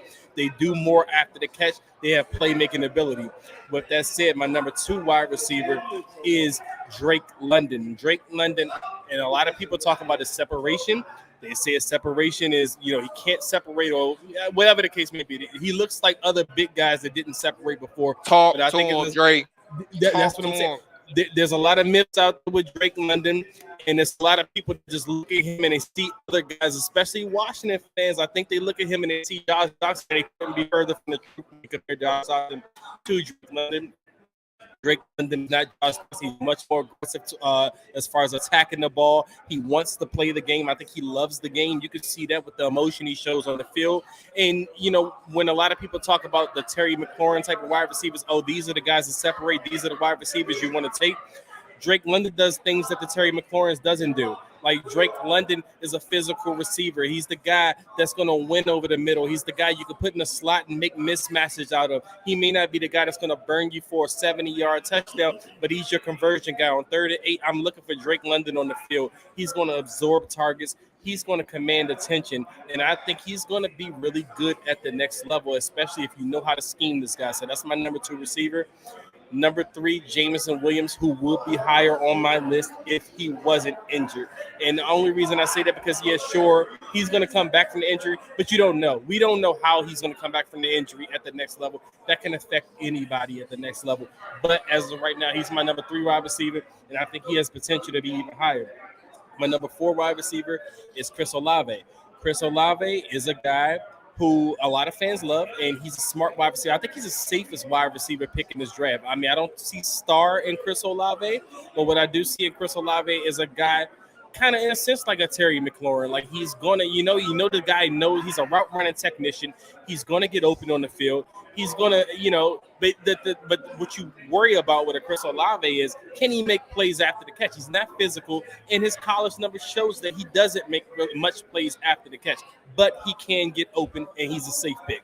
My number 5 guy, who is another one of those guys who I can consider as a guy who probably can end up higher on this list. He can be a really good NFL player, Jahan Dotson.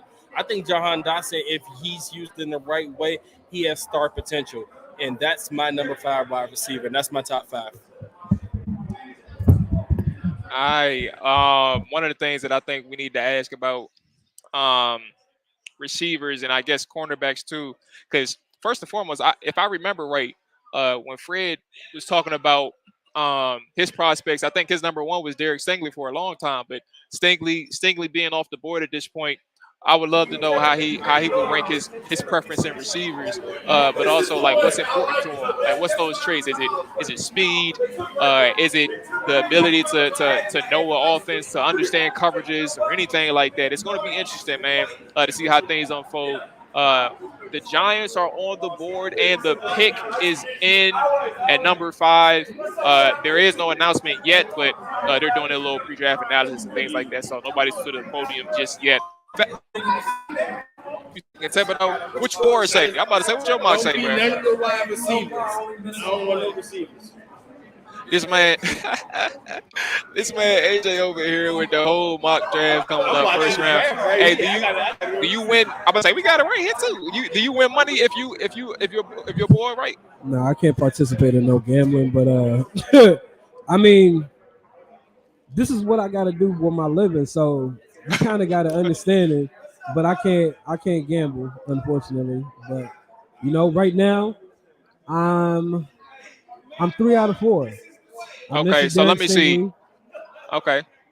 Now, if Thibodeau goes number 5, Oh, because Before out of five. you had Ikem Okwanu for the Texans, and so you have right now Kayvon going to the Giants, and then Evan Neal going to the Panthers. Hey, Now, man. when you did your mocks, did you did research before, or you did like based on what you've been hearing over the months and stuff like that?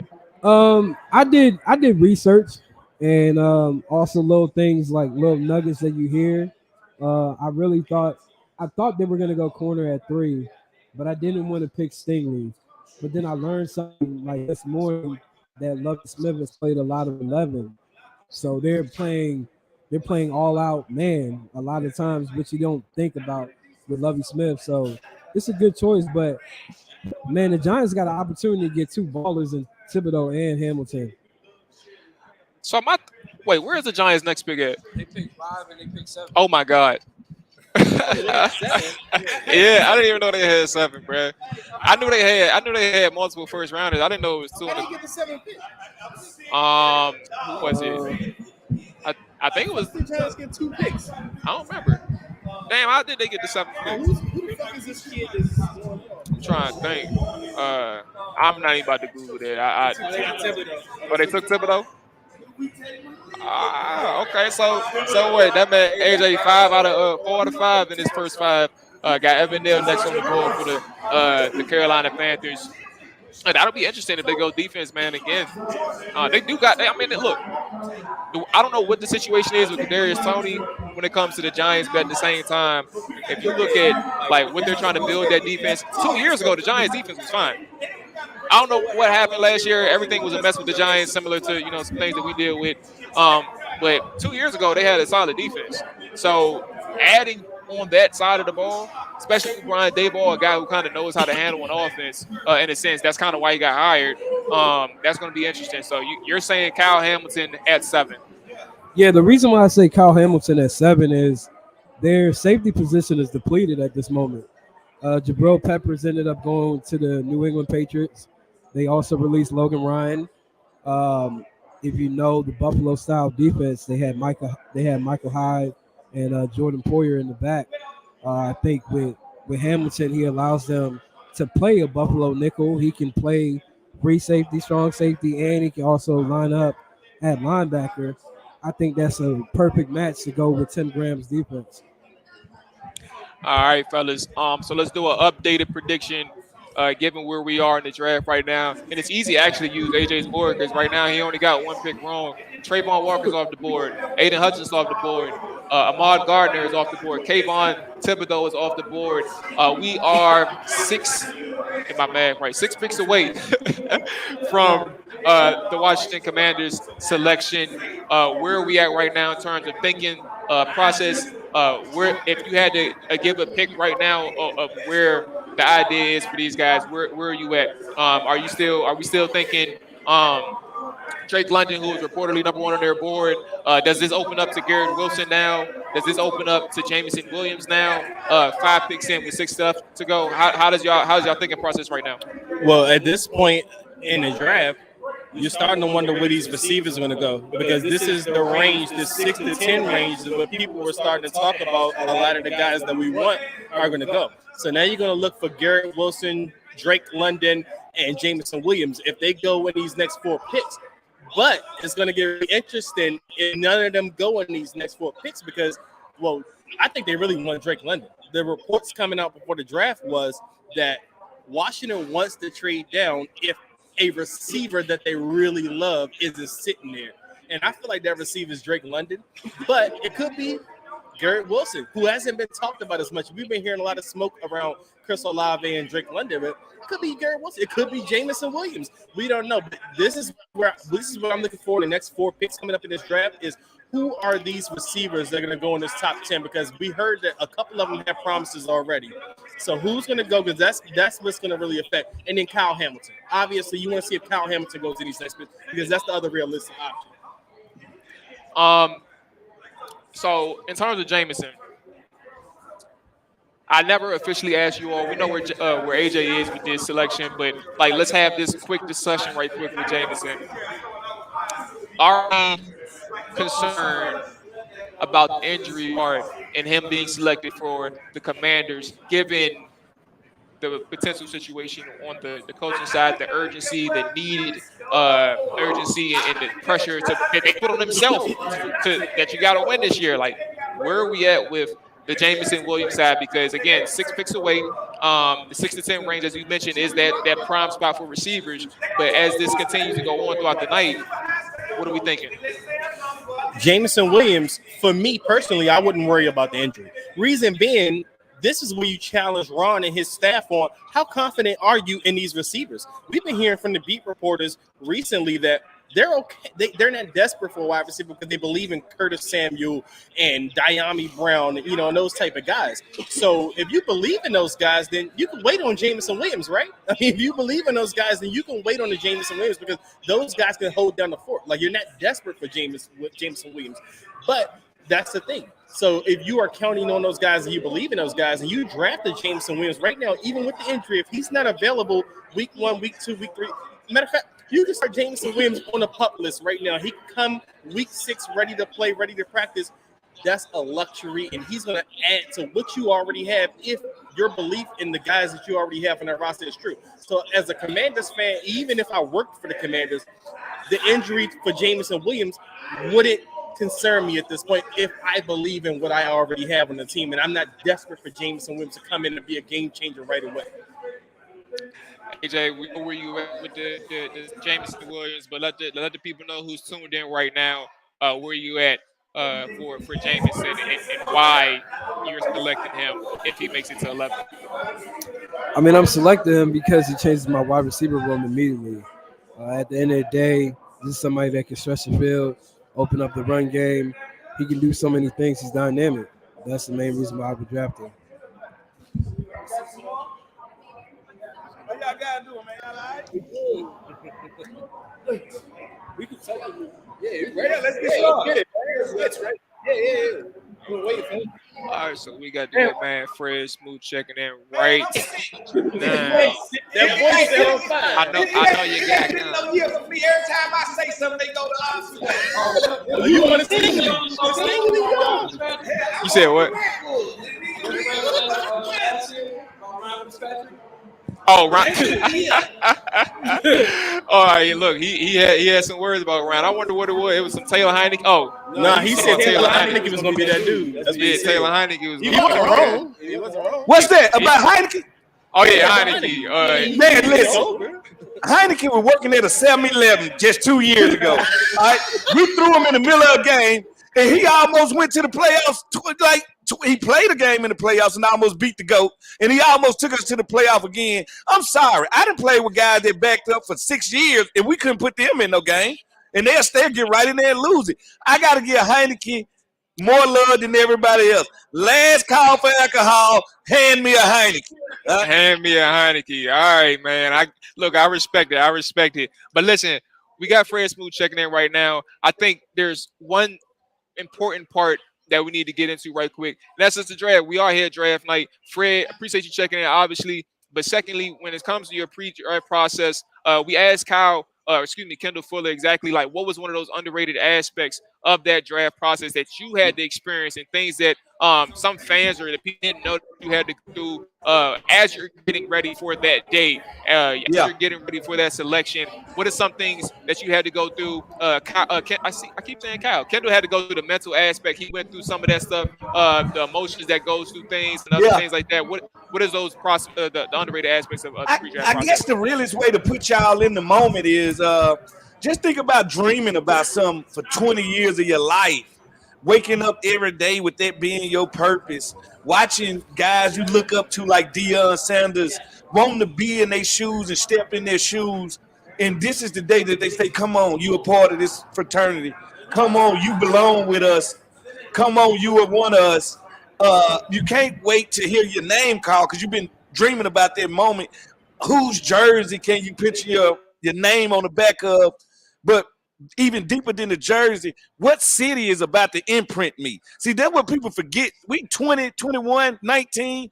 My birthday was on the day I got drafted. Like, we are so young to the point whatever city we go to is going to start to bend us to his will also. It started, we're going to grow into that community, to these people. That's why when I come out here, all these fans, I've been around these fans for 20 years of my life. I know most of them by name and by face, and I think that's the underrated thing. I think people look at it and say it's just football.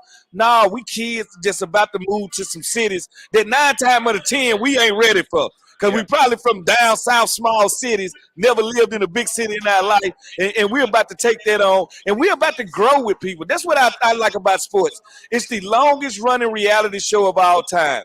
Y'all get to watch us grow from teenagers to grown men and go through the ups and downs with us. We go through our peaks when we get drafted. If we get in some trouble, you go through our valley peak, our trials and tribulations with us. It's a very intimate job.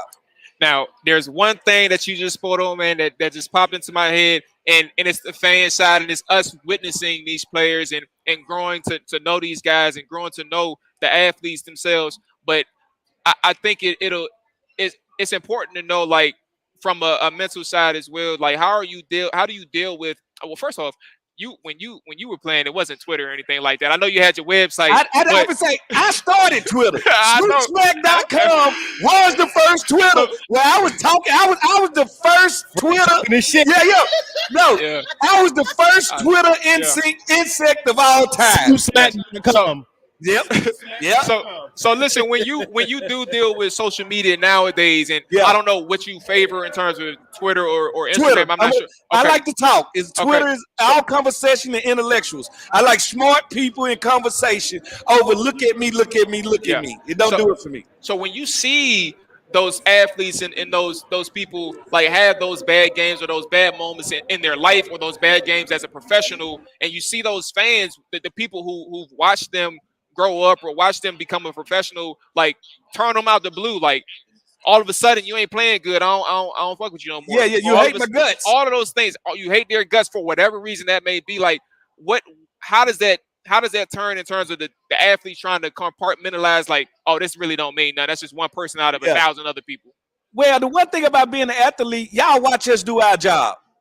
When we fuck up, you see it. When we ball out, you see it. We are so used to doing stuff in front of y'all that we forget y'all there most of the time. So it don't bother us. It's a part of the athlete psyche to fail in front of you. We fail in front of y'all all the time. It don't hurt our feelings. I tell you what, if anything used to make me mad is I just get burnt here on the Sunday. The game started at 1 o'clock. I'll make it home by 6 o'clock. So me, I'm chill. I go to the grocery store, grab me some meat so I can put it on the grill, run into somebody in the grocery store. What happened today? What happened on that play? But Fred, it's a little different these days. They do have Twitter. A lot of these athletes can't handle Hey, that but guess what? Twitter thugs, everybody hard behind the computer. Like it's you got to be even more in tune with people to talk to them face to face after you fail. Like what about Kevin Durant? But Kevin Durant, sensitive thugs need a hug. Kevin just sensitive. I love KD. That's my dude. But he got to stop reacting. Let me tell you, the most powerful button on Twitter is mute. If I don't want to hear your shit, I just stop talking to you. And I don't respond to you. Because guess what? You only picking at me for me to respond. If I don't respond, you feel like you failed. Yeah. And that's what I do. I just cut it off. So let's go ahead and get to this draft, man. I know Stingy was your boy. He's gone off the board now. We're trying to transition into receivers at this point. I think it's safe to say receiver. Hey, all right. Look, Cal. Hey, somebody get Stevie Wonder the hell out of here. Hey, you know what? I'm gonna tell you who's wrong. Tell me why we don't need receiver. Tell me why we don't need receiver. All right, this is why we don't need no receiver. First of all, I'm gonna tell you what's wrong with Stevie Wonder and his crew. His crew see that his head fucked up, and they won't do nothing about it. All right? They wrong for it. Right. Now, that's the same thing that's going on with this draft. We can't go wide receiver. We got a sports car. We ain't even rolled in yet. Do you remember Curtis Samuel? We just signed him to a deal last year. That was a 2005 Nissan. And get what? It was a run forever. I can put 300,000 miles on that. All right, hold on, Smoot, man. though. Okay. As a cornerback, are you really threatened by Curtis Samuel's skill set? I mean, he's fast, but we haven't really seen him run routes like that in the NFL. Oh, he's a route runner. When you look at Curtis Samuel, think of Percy Harvey. I know this area is very familiar with Percy Harvey, Virginia Beach. Percy was a running back when he needed to be, a receiver when he needed to be, and a return man. I played against Percy in high school. In the States. Curtis Samuel can do everything that Percy. So what I'm saying is, we're about to pay Terry $100. All right, you understand that, right? We already paid Curtis. You got a second round pick from last year. You got Cam. That room is good. That room is good. You got to look at offensive linemen. Pray to God that Sauce Milton. If Sauce Milton is still there at 11, don't write it down. Don't do nothing. Sit next. Text the commissioner. Right? Sauce Gardner got picked already. He just got drafted. Well, come on, man. So we're gonna go Kyle Hamilton, safety, Notre Dame. They're going to go Cal Hamilton. They're going to add to the defense first. And don't be shocked, like I tell people, we might end up back in the first round, in the late first round, by trading to Run Payne. All right, don't be shocked when that happens. And when that happens, we're going to get Nakobe Dean, all right, middle linebacker from Georgia. So it's some picks there. And I might go second round. I go wide receiver. And I go George Pickens from Georgia. And he's a bigger wide receiver, 6'3". I'm not getting like your small wide receiver. I don't know about Pickens, man. There's a couple of things going on. I need a wide receiver. Why? Because everybody else. I'll tell you what's going on, man. I'll tell you what's going on. So look, here's the thing. I don't know what type of situation you would put Curtis Samuel in terms of if he's just a slot or if he's a boundary receiver. I don't think he's going to work well on the boundary. But if you're talking about somebody who's opposite of Terry McLaurin, I need myself a Drake London, a person who could play on the X, the Y, the Z, or the slot. What you like about Drake London besides he used to play basketball? I like how this going. I like how this going right here. So first off, Drake London. Drake London is a dog. And let me tell you why. There's a lot of people who sit here and say, oh, he's just a big body receiver who cannot separate. That's not the case. He can separate. There's a lot of people that just look at the highlights and say, "Oh, he's catching the ball over people." That's his best trait. That's his elite trait. But if you look at he's elite when it comes to contested catches. Yes, correct. He's elite, 100%. But when you look at the game, when you look at each game that he plays, and you see what does he do well, he has that short area quickness. He has things that if you even tried to press that man, it's going to be a problem. A lot of people don't even understand that because he's playing against these off coverages. He's playing against all these other things, but he's playing in the Pac-12. And he's playing in the Pac-12. They over there pillow fighting in the Pac-12 last time I checked. 100%. So let's get through the pros and the cons. The cons, like you said, he lacks the foot speed. He's not going to be able to beat you through a pure foot race. That's we know that part. He's not going to be able to do it, and that's fine. And also, he played in the Pac-12. There's questions about the defensive backs, smaller. There's nobody who's really going to match his size, things like that. Okay, that's fine. But when you look at the people in terms of his strengths, and you talk about his strength at the catch point, his play strength, his being able to separate through multiple ways, I'm a fan of him. I don't think there's nobody who really understands the fact that you can dot somebody up without even having to worry about your foot speed. This is Drake London's agent, by the way. I'm the representative, man. He's earning his 3%. Hey, he trying to sell water to a well, and he doing a good job of doing it. Like, I'm seeing the processing it.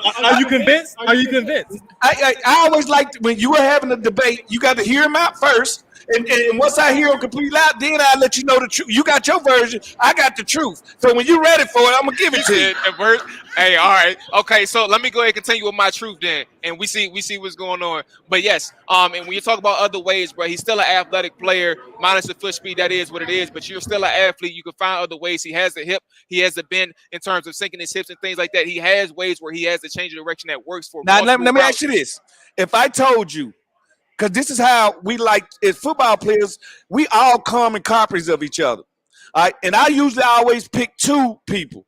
All right. Like when I said I watched Derek Stingley, I said he was half Champ Bailey, half Charles Woodson.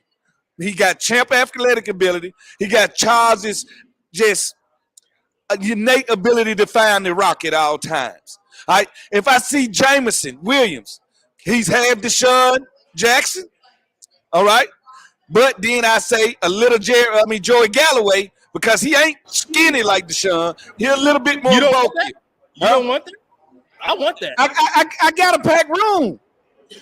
Like what part of a packed room y'all don't understand? All right. Like let me tell you, with Drake London, this is Drake London's problem. I don't like USC wide receivers. Oh Lord. All right? I'm Okay. sorry. Okay. I'm sorry. Certain schools, you don't buy shit from it. I usually don't take running backs from You Penn didn't State. like Keyshawn Johnson? What about Keyshawn Johnson? He was a USC dude. Yeah, You but played against him, right? yeah, I played against Keyshawn many a time. I had no problems out of Keyshawn I'ma go back many a on you, time. All I can say, look at my highlights with Keyshawn, and they all my highlights. None of his. Right? That's all I'm saying. Now, what I'm saying is, we've seen this story before come out of USC, the Mike Williams of the world. We've seen this story. All right? No, I can get George Pickens in the second and get either more. I can get a guy that's more, faster, stronger, and play wide receiver a lot longer. London just got taken by the Atlanta Falcons at number 8. I knew the Atlanta Falcons were going to take, but that's good for them. You know why? They finna match him up with Kyle Pitts, who ain't nothing but a big receiver at tight end.